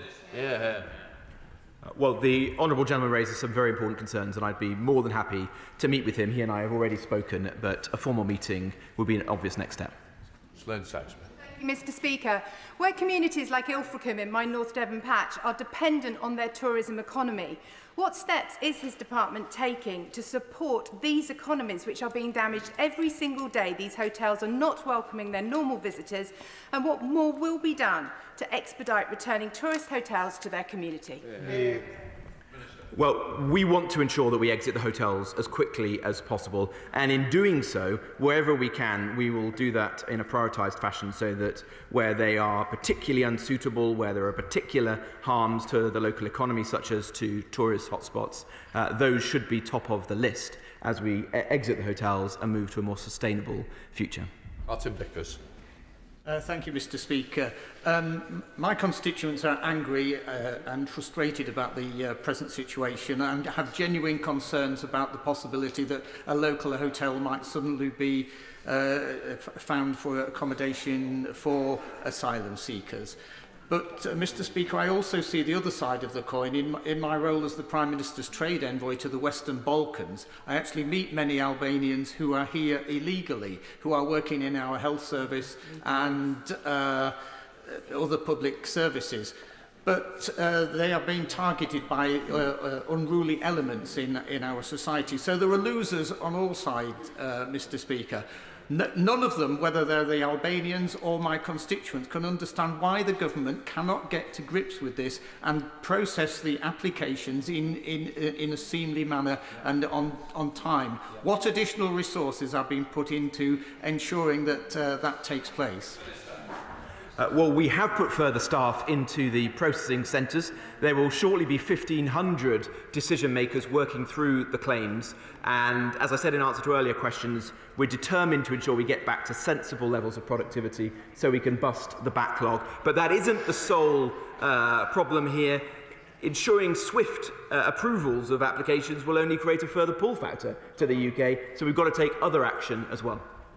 Mr Speaker, both myself and a number of colleagues studied the Australian approach to dealing with illegal immigration. It's often derided by those who would say it wasn't successful. It was successful. We met with a number of officials to see this. It's why we welcomed the Rwanda scheme. Will my right honourable friend give us some sense of timescale when it comes to the Rwanda plan, and also a reassurance that he is engaging with Australian officials? Because they had a huge problem with illegal immigration in Australia. They embraced offshore processing. They now no longer have a huge problem. It's very clear, Mr Speaker, what works and what doesn't.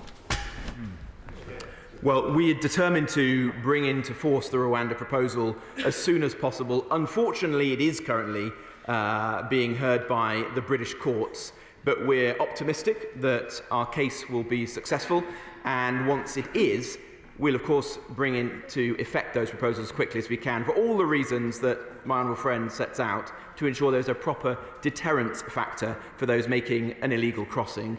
And if I may, Mr Speaker, as I suspect that's the last question, can I thank you for the work that we have done together, because I know you also have been very concerned about hotel accommodation in Chorley, and my officials are in conversation with your local authority, and hopefully we can bring that to a better position as soon as possible. We now come to the next urgent question. Bob Blackman. Thank you, Mr Speaker. To ask the Foreign Secretary to update the House on the current situation in Iran and the treatment of protesters. Minister. Thank you, Mr Speaker. The news on Sunday that the Iranian regime had sentenced a protester to death was tragic. It's an act the UK government utterly condemns in the strongest possible terms. Sadly, this is yet another act of desperation by a regime that clearly cares more about its own survival than the human rights of its own citizens. This is not the first time that we've seen the Iranian regime use barbaric methods to clamp down on those standing up for basic freedoms. As we saw in the 2019 fuel protests, over 300 people were tragically killed. The latest violence levelled at protesters has been utterly appalling. We've seen over 14,000 people detained so far, over 300 deaths, of which 43 were children. The UK opposes the death penalty in all circumstances. It's all the more abhorrent when those sentenced have been arrested while standing up for their rights. My fear, which I'm sure my honourable friend shares, is that the frequency of these death sentences is only likely to increase as the regime processes the thousands of arrests that have been made during the protests. The Iranian judicial system is notorious for its lack of transparency and process, and this barbarism is just one of many threatening and intimidating techniques that the regime has rolled out in response to the protests. The repeated targeting of journalists and systematic constraining of media freedom in Iran, which I know is important to the honourable member opposite, including through restricting internet use, are yet another sign of the regime's weakness in the face of grassroots protesters. These threats have extended to journalists residing in the United Kingdom. On Friday, the Foreign Secretary summoned Iran's most senior representative in the UK to the Foreign Office to make clear this would not be tolerated, and the UK will always stand up to threats from other countries. On Monday, we announced a second round of human rights sanctions against 24 Iranian security officials for their part in the violent crackdown of protesters. This is on top of the sanctions we did last month on the morality police and over 7 other individuals, and we continue to keep our sanctions list under review. The government is also driving efforts in multilateral fora to hold Iran to account. We firmly support a special session of the Human Rights Council, which will press to mandate a UN investigation into protests. We're working closely with the US and other international partners to remove Iran from the United Nations Commission on the Status of Women. What we are seeing in Iran is a grassroots movement from the people of Iran who are showing outstanding bravery in the face of a brutal crackdown. Iran needs to stop trying to blame this on everyone but themselves and take responsibility for their actions and instigate real change. It's what the Iranian people have been calling for bravely, and so rightly they deserve. Thank you, Mr Speaker, for granting this urgent question, and thank you, Madam Deputy Speaker, for presiding over it. Can I thank my honourable friend for his statement? But the House should be aware, since the murder of Mahsa Amini, over the last 6 to 7 weeks, there have been nationwide protests in Iran. And contrary to the reports that he gave, the reports I have are that more than 60,000 people have been arrested. These are men, women and children just protesting about the murder of one young lady. Those individuals who've been arrested have been tortured, they've been denied legal representation, they've been denied medication, and in most cases denied bail as well. When bail was first introduced, they were demanding huge sums of money from families that simply didn't have the money. Now, the president of Iran, President Raisi, we should remember, he was responsible as the prosecutor in Iran for 30,000 executions in 1988 of political prisoners. So the direction from the top is very clear. As my honourable friend has mentioned, journalists in the UK have been threatened, and indeed the Foreign Secretary called in the Charge d'Affaires on Friday about those threats. We are aware as well that sentencing and executions are beginning in Iran, and many thousands of people may end up being executed. So, a series of questions for my honourable friend. What representations have been made to Iran directly on the treatment of protesters? What action has been taken at the United Nations to remove Iran from positions of responsibility? He mentions one position, but there are many others that Iran actually shares. The IRGC are directly implemented in the torture of individuals in Iran. What more do we have to see before the IRGC in its entirety is a prescribed organisation in this country? Equally, President Macron has made clear that progress on the JCPOA negotiations is impossible during these positions in Iran. So does my honourable friend agree with me that actually making any progress on the so-called nuclear deal with Iran is impossible under these circumstances? And will he join with me in wishing the England team every success in beating Iran on Monday? I thank my honourable friend for his very insightful comments, as always, on this vitally important issue. I will join him in wishing every success to the home nations, both England and Wales, of course, in all their matches. And we always want to keep sport with sport and foreign policy separately, because our concerns are not with the Iranian people, who we absolutely support. Our concerns are with the Iranian regime, which my honourable friend and many others here have consistently called out quite rightly, and I join in that sentiment and in that call. My honourable friend has made a number of important points. I just want to reiterate we're utterly appalled by the detention of, we calculate and understand, about 14,000 people. He's come up to a much bigger number. Whichever number it is, they've been most often held without due process, and that is completely wrong when they are really just protesting very courageously for basic human rights. He talks about the freedom of journalists, and quite rightly the Foreign Secretary made sure that the Iranian Chargé understood that we won't tolerate threats to journalists based in the UK. But we're also calling out and condemning the persecution of BBC Persian staff as well, and will continue to do so. He makes an important point about where things stand with the JCPOA, and quite understandably the situation that we find ourselves in now with Iran's recent actions has made progress even more difficult.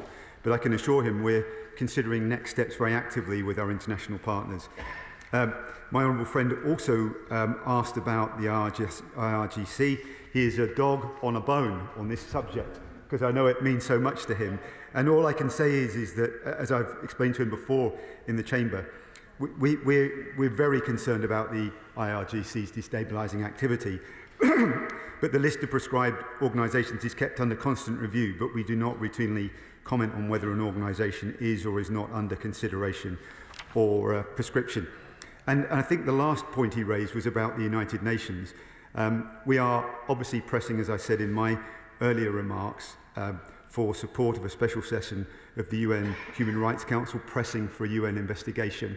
And I know from FCDO oral questions there was concern about Iran's presence on the UN Commission on the Status of Women, and we have joined the US very forcefully to seek them to be removed from that. So I hope he understands, honourable members understand, we're absolutely committed in the task of calling out this action and taking the required action that we can at this stage. Shadow Minister Bambo Charlambu. Thank you, Madam Deputy Speaker, and thank you also to the member for Harrow East for posing this very important, urgent question. Iranians have been protesting in almost every town and city for several months, and these protests, led by women and girls, are demanding in a loud and clear voice the end to brutal repression under the Islamic Republic. Iranians are calling for human rights, for an end to state violence, and to live free from the Islamic Republic's dictates on what women should wear and how they choose to live their lives.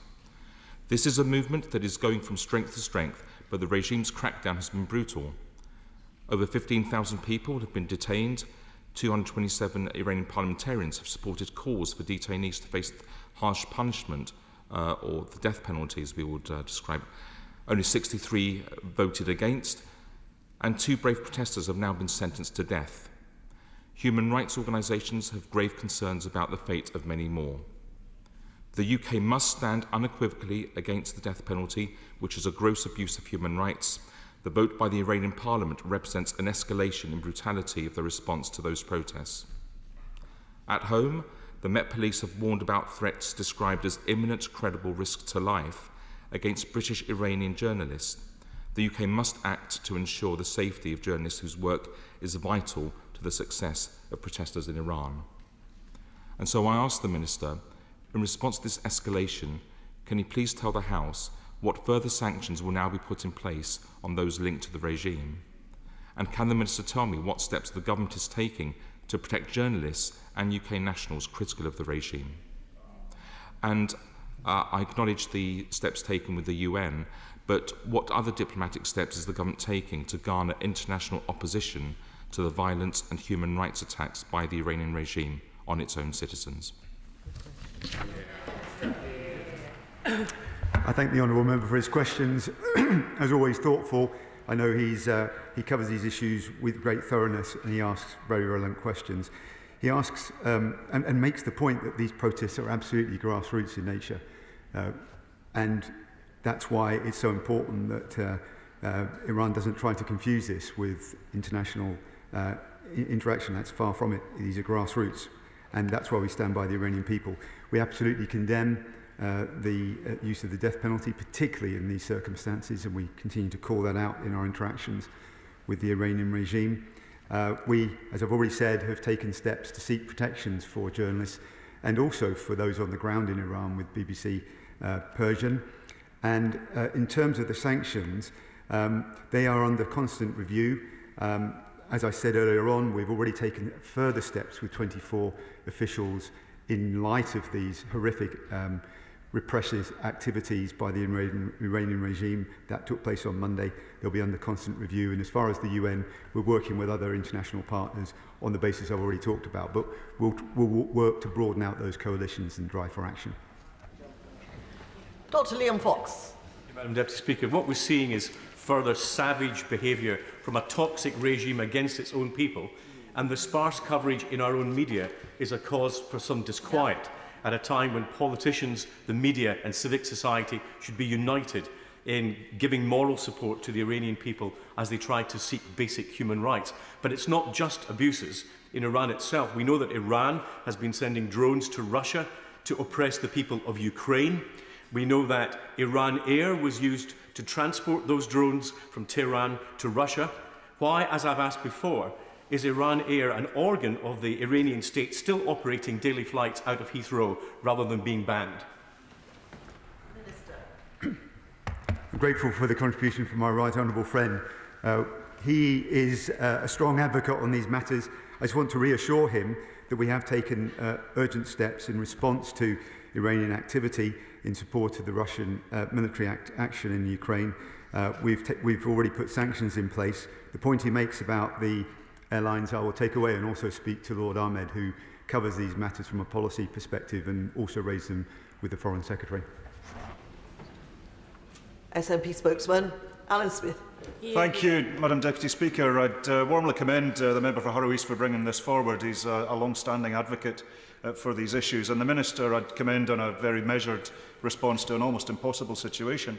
The SNP, along with colleagues, I'm sure, stands foursquare with the brave protesters of Iraq, particularly that they're being led by women and girls against an oppressive, despotic regime. We've seen 500 or so people killed already. We've seen 2 people formally executed that we know of, and thousands, if not tens of thousands, at risk of execution in Iranian jails, which are known for their opacity and lack of judicial standards. So the SNP will support the Minister in supporting the protesters and working towards that. But 3 concrete questions. Firstly, on BBC World Service funding. Surely now is not the time to be cutting funding, it's the time to be building it up. I'd be really glad for an assurance, and I appreciate we've got a statement tomorrow, but surely this is a case that really is open and close. Secondly, on asylum rules. There's only so much we can do within Iran against this regime, but will the UK offer safe haven to those fleeing damage and persecution? And on the JCPOA, I appreciate he's mentioned already, and I would always urge dialogue, however difficult. But I find it more and more difficult to promote dialogue on the JCPOA with this regime at this time. Does he think it's finished? And if so, what are we going to replace it with? Hear, hear. Madam Deputy Speaker, it's good to see cross-party support on these issues, and we're very grateful for that. It sends out a very clear message from across the United Kingdom. On the Honourable Member's point about the BBC World Service, and obviously that's going to be important. It's got an independent editorial and operational approach, but we are actively supporting them with the funding for disinformation and so forth. And all I would just say is there has been some misreporting, I think, about the radio content when most people are moving to digital. There's a digital first process there when most of the people who listen to BBC Persian are normally by TV or online. So we're working on that particular dimension. He also raised points, I think, on sanctions, which we continue to monitor and push forward on, and I'll gladly meet with him after this this urgent question to discuss the other issues too. Vicky Ford. Madam Deputy Speaker, there are reports that the Iranian authorities are using live ammunition to shoot at teenage girls. There are stories of young women being arrested, forced into marriage and raped. These are children who just want the most basic of rights. So it's good to hear from the Minister that the UK is working to remove Iran from the UN Commission on Status of Women. But can he confirm categorically to the women and girls of Iran who may be listening to this that we will always stand on the side of them against oppression, and that we will not stop until we have used every single tool in our diplomatic and sanctions toolbox? I thank my honourable friend, the member for Chelmsford. She is a terrific advocate for women in her amazing work at FCDO and outside as well. Look, the sad death of Mahsa Amini is just a shocking reminder of the repression faced by women in Iran, and we stand full square with them. As a father of two daughters, we have to always be mindful of the rights of women, particularly in a country with a brutal regime like Iran. We will continue to stand full square with them. Navendu Mishra. Madam Deputy Speaker, the sanctions against those who commit abuses in Iran are needed. So can the Minister explain what his government is doing to ensure that the burden of the sanction does not fall upon ordinary innocent Iranians? It's a good question. The focus is on targeting on those people who have perpetrated the most heinous acts, but they're constantly under review. Crispin Blunt. Thank you, Madam Deputy Speaker. Can I welcome my honourable friend's strong statement of British values towards Iran, and a strong statement about support for those very brave women and girls who are protesting for their fundamental human rights, and that it is our values and rights that ought to dictate our policy.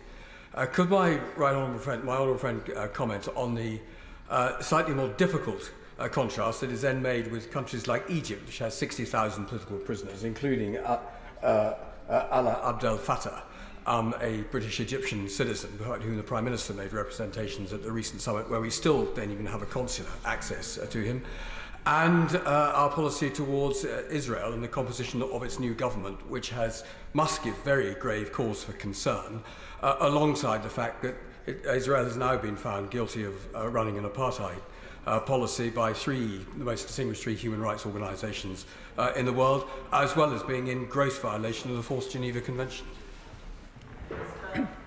I thank my honourable friend for his question. I just want to reassure him that human rights is at the front of our conversations and our dialogue and our diplomatic activity, whether it's in Iran or in relation to Egypt, as we already talked about the case of Mr al-Fattah, and in our discussions with Israel as well. It's at the forefront of what we're doing, particularly in the Middle East. Leila Moran. Deputy Speaker, may I thank the honourable member for bringing this urgent question and add the Liberal Democrat voice to solidarity with the brave Iranian people who deserve so much better than what they are seeing.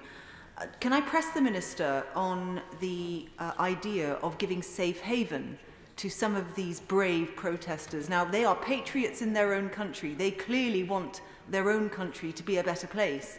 But if they are being locked up and executed, then that is not the way to ensure Iran's stability moving forwards. Surely it would be better to offer them safe haven in this country temporarily so that they can then go back and rebuild. What consideration has the Minister given to a resettlement scheme? There may well be routes available for those individuals she's raised, and I will certainly bring that to the attention of Lord Ahmed. David Jones.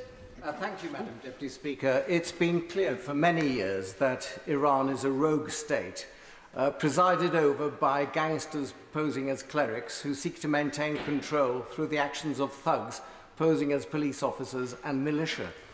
It's clear that the regime is terrified of losing that control, which is why they're now resorting to executing their own citizens for confected crimes. So does my honourable friend not agree that now is the time for the United Kingdom to position itself on the right side of history by declaring unequivocally that it supports the demands of the brave people of Iran for regime change in that country. And whilst he, I understand, will not comment on what proscription the government may be considering in the future, could he take it from me that there are very many honourable members who would be delighted if they woke up tomorrow morning to discover that the IRGC had been proscribed today? I understand the points that my honourable friend makes. The destabilising activity of the IRGC, whether it's in Yemen or Iraq, Lebanon or Syria, very, very concerning in the region and beyond. We're constantly keeping that prescription under review, but obviously, as he knows, I can't comment at this stage. Steve McCabe. What measures is the government taking to curb the activities of agents of this regime attempting to operate in this country and elsewhere in Europe? And in particular, what actions are we taking to ensure that Iranians with diplomatic status in this country are genuine diplomats? I can't comment on the detail, obviously, of these things. I'm sitting next to one of my esteemed colleagues at the Ministry of Defence. All these issues are constantly monitored. Tom Hunt. Mr Speaker. There's lots of very grim things happening in the world, but I think many of us will be particularly troubled and disturbed by what is happening in Iran recently, and my heart goes out to everyone protesting, particularly the women and the girls. I support the views of many of my colleagues, and I do think that the IRGC should be listed as a terrorist organisation. But I'd like to ask my honourable friend, in terms of the Christian community in Iran, just this last Friday I met with somebody who fled Iran, is a Christian, is now a key part of the local church in Ipswich. What steps the government are taking to support the Christian community in Iran and many people who are fleeing persecution? That's a very good question. It's a subject I feel very strongly about as well. I note that the honourable member for Strangford's in his place. He feels strongly about these issues too. We raise those issues about Christians, but not just Christians, other minorities as well in Iran, which we absolutely need to do. Holly Lynch. Thank you very much, Madam Deputy Speaker. We know that we have Iranian nationals here in the UK with very clear links to the regime. We also know that there are Iranian and Iranian heritage journalists in particular based here in the UK who have been subject to incredibly serious harassment and threats. And there's just been a recent report that there have been up to 10 assassination attempts on British residents this year from MI5. So can I ask him, what is he doing to work with his colleagues across government to make sure that those speaking out against the regime based here in the UK are safe, and that those who are propping up the regime living in the UK know that that is utterly unacceptable? As I said previously, in response to a very serious issue that's been raised, the Foreign Secretary asked the Chargé d'Affaires to come into to the Foreign Commonwealth and Development Office, and was made very clear to them in no uncertain terms that we do not allow or condone any of these activities in terms of intimidation. We're constantly monitoring that situation and we'll call that activity out. Matthew Offord. Thank you, Madam Deputy Speaker. Iran's human rights activist news agency has reported that protesters have already been murdered and buried in unmarked graves. This is similar to activities that happened in 1988 with 30,000 people killed then, indeed when President Raisi was also involved with the organisation. But he will also know, as he has listed already, that the IRGC will orchestrate such behaviours, as indeed they did the bomb plot that targeted myself and the honourable member for Harrow East. So why we don't want the Minister to comment upon prescription, we simply want him, in the face of overwhelming evidence, to prescribe the IRGC in its entirety. I thank my honourable friend for raising that issue, and I completely understand, given the circumstances he and other colleagues found themselves in, why this is particularly poignant for them. But it has much wider reach, as he says, and I also note that my honourable friend, the Foreign Secretary, is in his place. He's very aware of these issues. He and I have had conversations about this, along with Lord Ahmed. Afzal Khan. Thank you, Madam Deputy Speaker. The women protesters in Iran are bravely protesting for the fundamental freedom to live their lives as they choose. The UK has a responsibility to support them. Can the Minister explain how the UK intends to do this? Well, as others have said, it's vital that we support these brave Iranian people. It's a grassroots-led protest movement, and as I've highlighted, we've made sure that we are calling out this activity at every opportunity. We've put sanctions in place, and we're taking multilateral activity, one of which I think is very important is working with the US to remove Iran from the UN Commission on the Status of Women, which we've already talked about. Greg Smith. Thank you, Madam Deputy Speaker. I join with my honourable friend for Harrow East and other honourable and right honourable members in reiterating my own call that the government should prescribe the IRGC. But, Madam Deputy Speaker, it is impossible to separate the Iranian regime's violent repression of its own civilian population from its broader ambitions for regional dominance and to develop a nuclear weapon. Today, the IAEA Board of Governors convenes for an important meeting to discuss Iran's many nuclear transgressions. Can my honourable friend assure me that the UK will be leading efforts to call for a motion of censure in light of Iran's flagrant breaches of the imploding JCPOA nuclear agreement? Another important point, many dimensions in what's going on in Iran at the moment. But it's clear that Iran's latest actions have made progress on the Iranians' nuclear activity much more difficult. As I've said before, we're considering next steps with our international partners. But it's absolutely vital that Iran cooperates with the IAEA. Anna McMorrin. Thank you, Madam Deputy Speaker. Over 14,000 protesters have been arrested in Iran since September, and now there is real concern that many of these brave women, journalists, activists, lawyers, educators, are soon to be executed by the regime. I'm grateful to the Minister for his answers to the questions today, but perhaps he could answer how the UK government is going to work with international partners to ensure the safety of these women and ensure they don't face the death sentence. It's vital, as I've said, to make sure we call this out. I think the fact that we've seen common cause across the chamber today, a common voice in condemning these actions, and particularly not just the repression of these protests, but also the death sentences that have been meted out. We will continue to do that, and particularly in multilateral fora as well, as I've already highlighted. We need to keep putting the pressure on this brutal regime. Mark Jenkinson. Thank you, Madam Deputy Speaker. I know the Minister has been pressed on these issues already today, but I think it's important that he hears the strength of feeling across this House. As the violent enforcer of the Supreme Leader of Iran, the Islamic Revolutionary Guard Corps must be held accountable for its ongoing crimes against the Iranian people. As the principal financier and arms supplier of terror groups across the Middle East, it's also responsible for targeting innocent civilians from Iraq and Israel through to Yemen and the UAE, and has been linked to the deaths of over 100 British military personnel. Does my right honourable friend share my concerns and those of others across this House that the IRGC is likely undertaking activities in the UK, and does he agree that they must be proscribed? I completely understand why my honourable friend has added his voice to concerns about the activities of the IRGC. We're concerned too.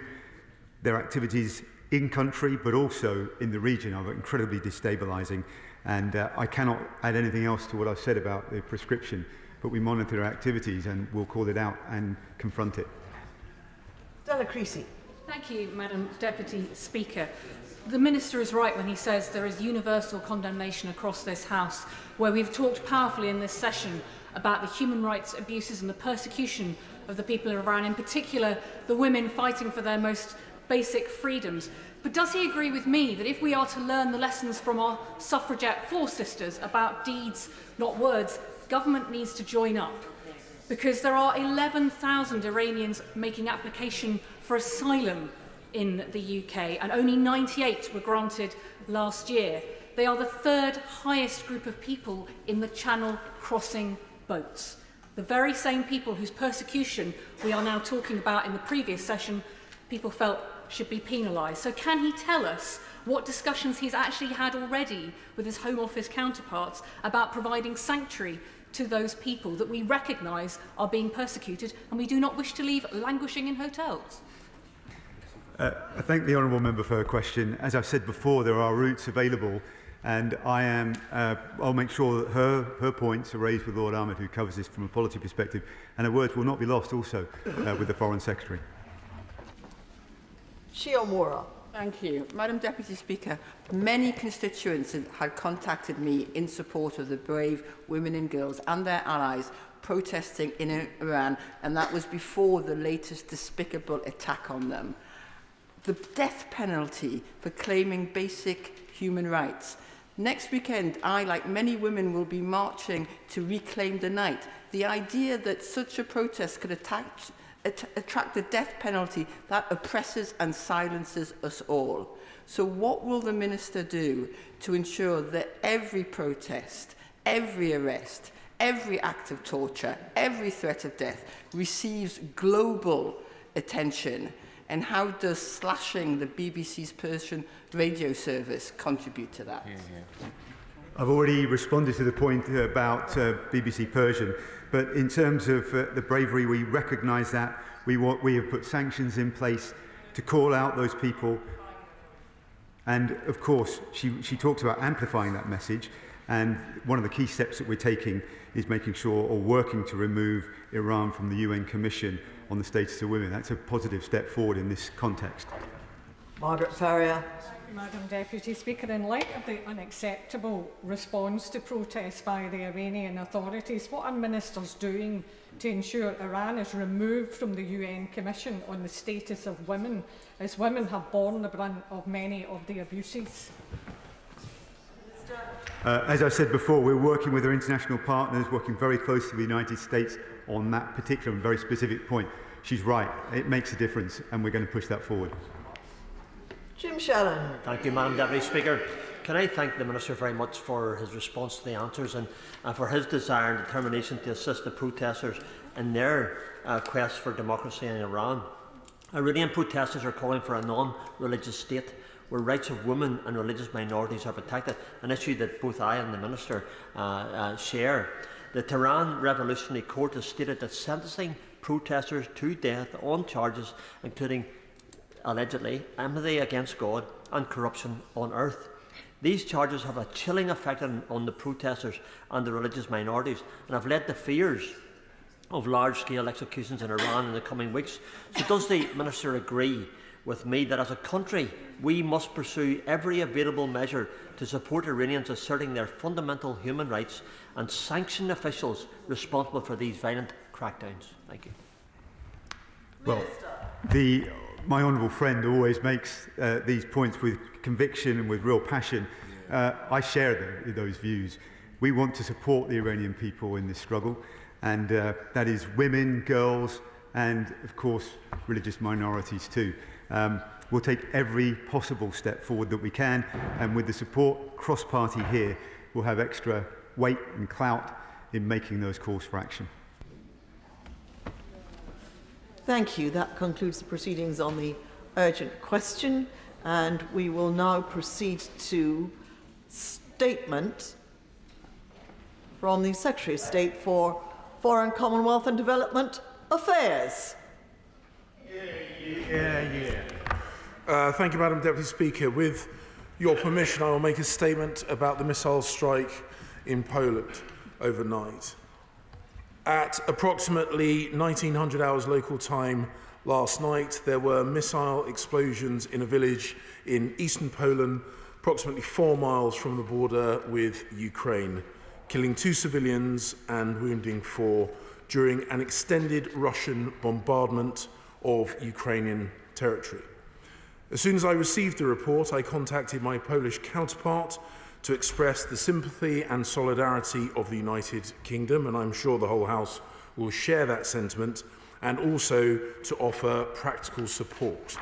I then spoke to my Right Honourable friend in a trilateral call with my Right Honourable friend, the Defence Secretary. Sorry, spoke to my Right Honourable friend, the Prime Minister, in a trilateral call with my Right Honourable friend, the Defence Secretary, whilst the Prime Minister was attending the G20 summit in Indonesia.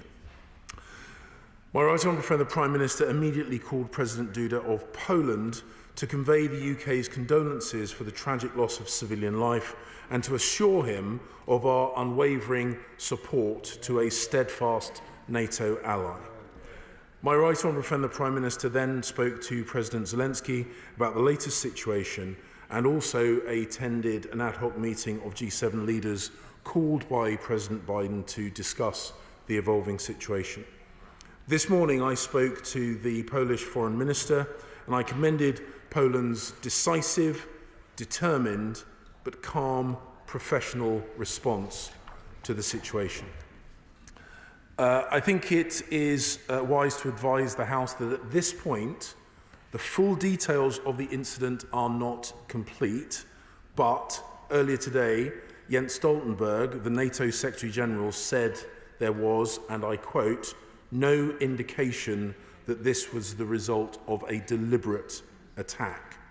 He added that the incident was, and I quote again, likely caused by a Ukrainian air defence missile fired to defend Ukrainian territory against Russian cruise missile attacks. Poland will lead the investigation to establish exactly what has happened, and the UK stands ready to provide any practical or technical assistance. In the meantime, we are not going to rush to judgment. Our response will always be led by the facts. But the House should be in no doubt that the only reason why missiles are flying through European skies and exploding in European villages is because of Russia's barbaric invasion of Ukraine. Secretary General Stoltenberg was absolutely right when he said today that what occurred in Poland is not Ukraine's fault and that Russia bears the ultimate responsibility. Yesterday, Putin launched one of the heaviest attacks since the war began, firing wave upon wave of more than 80 missiles at Ukrainian cities, obliterating homes of ordinary families, destroying critical national infrastructure, and depriving millions of Ukrainians of power and heat just as winter sets in.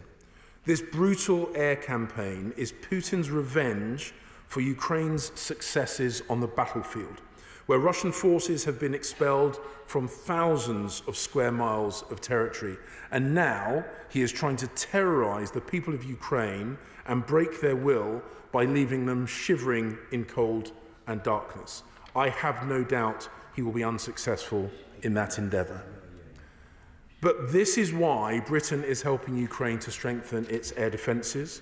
We have provided over 1,000 surface-to-air missiles thus far, and I know the House will be united in our support for Ukraine's right to defend her territory and her people. On Monday, I signed a memorandum of understanding as part of our £10 million commitment to help the Ukraine rebuild its critical energy infrastructure. The tragic incident in Poland last night is ultimately the result of Russia's aggression against Ukraine. That is the only reason why it has happened, and it would not have happened otherwise. And that is why the UK and our allies stand in solidarity with Poland, and that is why we are determined to support Ukraine until they prevail and their country is once again free. Mr Deputy Speaker, I commend the statement to the House. Shadow Foreign Secretary David Lammy. Well, Madam Deputy Speaker, can I thank the Foreign Secretary for advance sight of his statement, and I'm grateful for the direct communications we had on this matter on Privy Council terms last night. This was a serious incident that led to a tragic loss of life, and I join the whole House in sending condolences to the families of those killed, and I expressed them directly to the Polish ambassador last night. Poland and NATO allies deserve praise for taking the correct steps to carefully assess this incident and avoid escalation. It is right that we continue to proceed with cool heads to determine exactly what has taken place and work in lockstep with Poland and NATO allies. As my right honourable friend, the Shadow Defence Secretary, and I restated on our visits to NATO HQ in Brussels last week, Labour's commitment to NATO is unshakable. We also note, as the Foreign Secretary did too, the NATO General Secretary's words earlier today.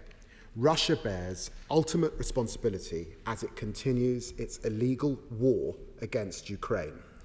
This incident highlights the sheer recklessness of Putin's war and the ongoing need to guard against miscalculation and deter aggression. Yesterday saw one of the largest barrages of missiles against Ukraine since the war began, cruelly targeting civilian infrastructure as the winter approaches. Ukraine will continue to have our total support and complete solidarity in its brave fight against Russian aggression. It's right that we play our full part in strengthening Ukraine's air defence capacity. And as the world gathers in Bali with an agenda to address common problems, one leader didn't show, instead hiding from scrutiny and condemnation. Putin's warmongering is being met with ever greater isolation. On Monday, the UN General Assembly approved a resolution calling for Russia to be held accountable for invading Ukraine, recognising the need for an international mechanism for reparation for damage, loss or injury caused by Putin's wrongful acts. Labour stands with the international community in demanding that Russia is held accountable. Her actions are bringing death and destruction in Ukraine and economic pain for the whole world. The numbers in the latest UN vote are proof that more needs to be done to build and sustain global opposition to Putin's barbaric war. What strategy has the government put in place to strengthen opposition to the invasion across particularly the global south?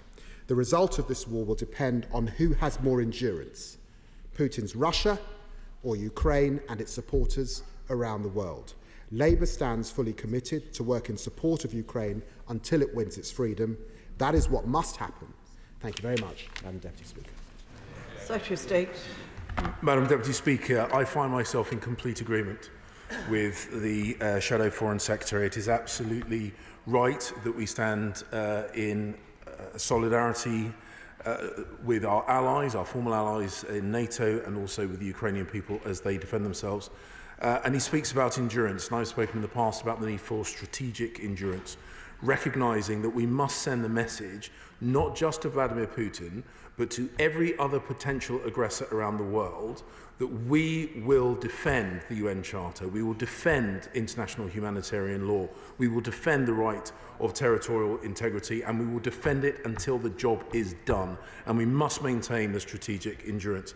He is absolutely right to ask about the support to the international coalition which has condemned the Russian actions. 141 countries voted at the UN General Assembly at the start of this conflict. 143 voted in condemnation of the illegal annexation of eastern and southern oblasts in Ukraine. But that coalition needs to be supported. I and the ministers in the department and the officials within the department regularly engage with those countries in the global south who are worried about food security, they are worried about fuel security, and they are worried about the availability of fertiliser. We have worked in conjunction with our international allies, particularly Turkey, to ensure the Black Sea Grain Initiative is supported, and we hope that that will be extended, and we are lobbying for that extension to occur, so that Vladimir Putin cannot use hunger or the fear of hunger as leverage to support his illegal attempted invasion of Ukraine. Dr. Julian Lewis. Thank you, Madam Deputy Speaker. I welcome the Foreign Secretary's remarks about strategic endurance, and from our point of view that must surely involve the continued supply of munitions which have enabled Ukraine to resist so effectively so far.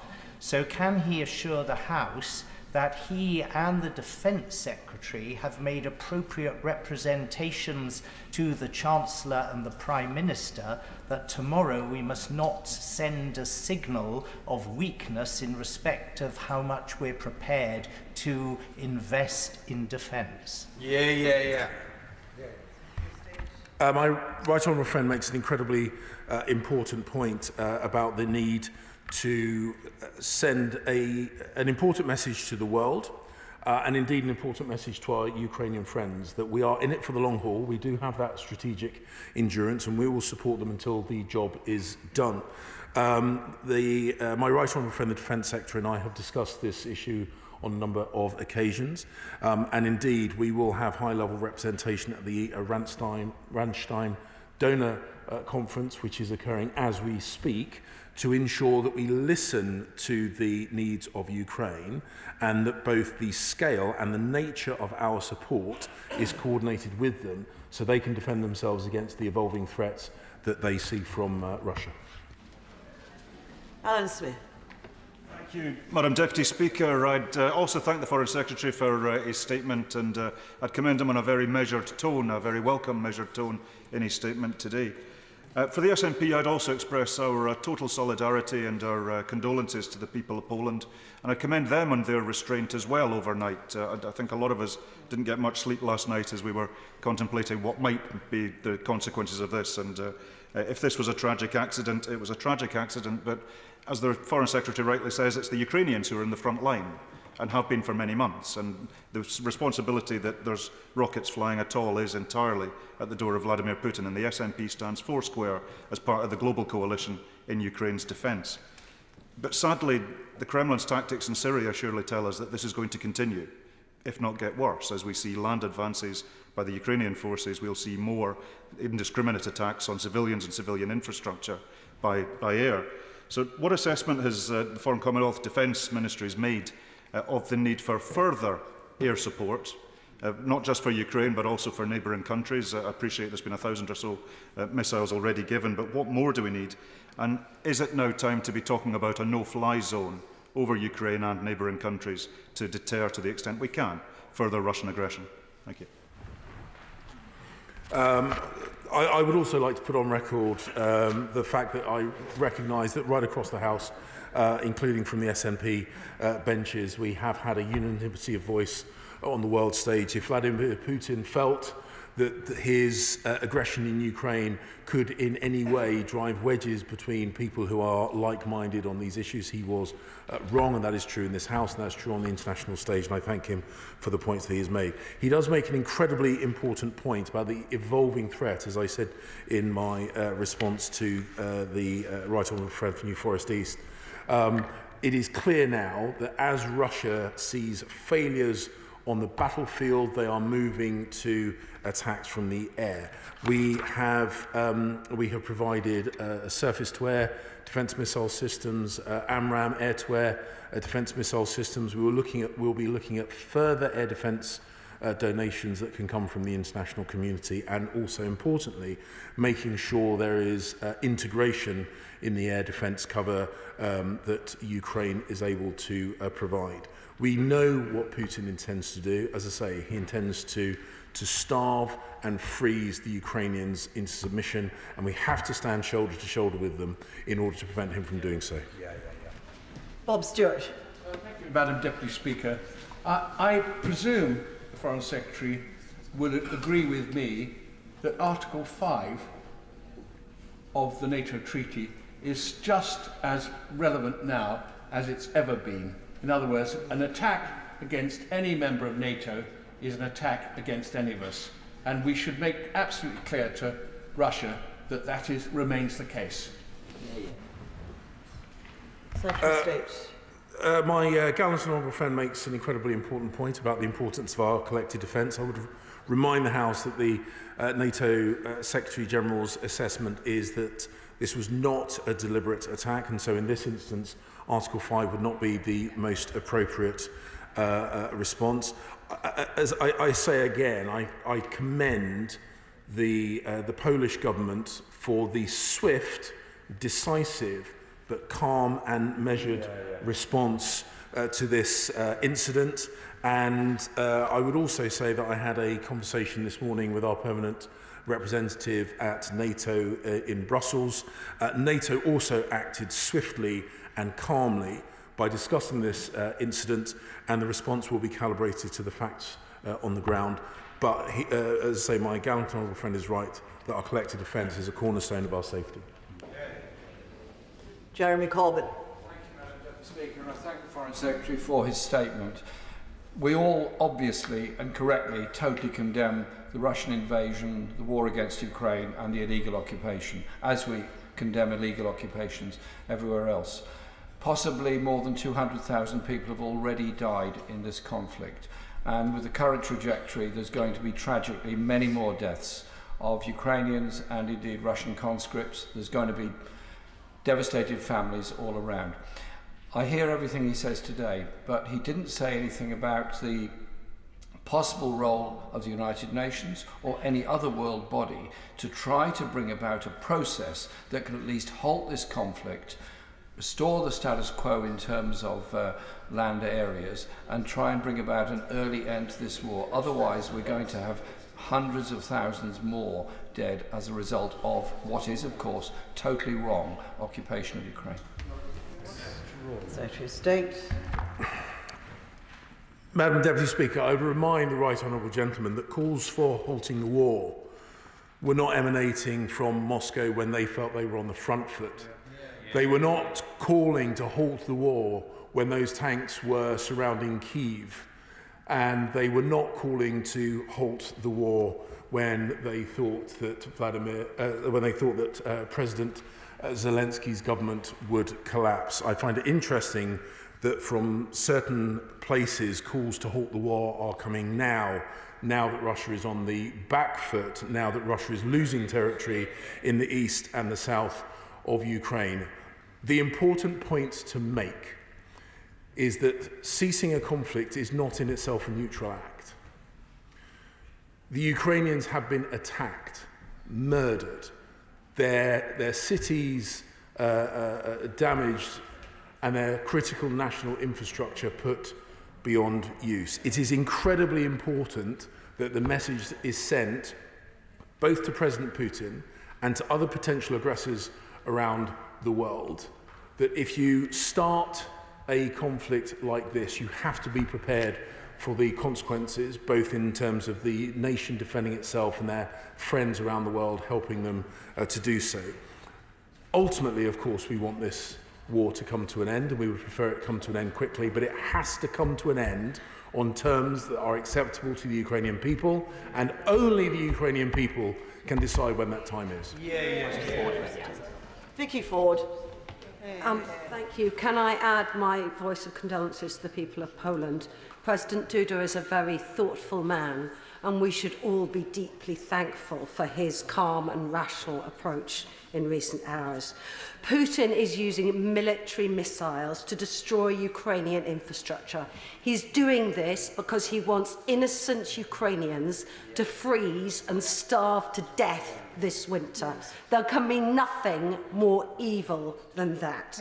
So can he confirm that we and our allies will continue to provide Ukraine with the support that they need so that they can help take down those missiles before they land? My right honourable friend is absolutely right in her assessment as to what Vladimir Putin is attempting to do. I'd remind the House that the targeting, the rocket attacks that we saw overnight were targeting locations deep to the west of Ukraine, hundreds of miles away from the line of contact, specifically targeting critical national infrastructure. At the start of this conflict, it was our anti-tank missiles, the NLAW missile systems that helped the Ukrainians defend themselves. Now it is air defence and energy generation that they need, and we will continue to supply them what they need until they prevail in this conflict. Leila Moran. Deputy Speaker, swift and measured is absolutely the right call, and can I thank the Minister for the tone of his statement, which I think is spot on.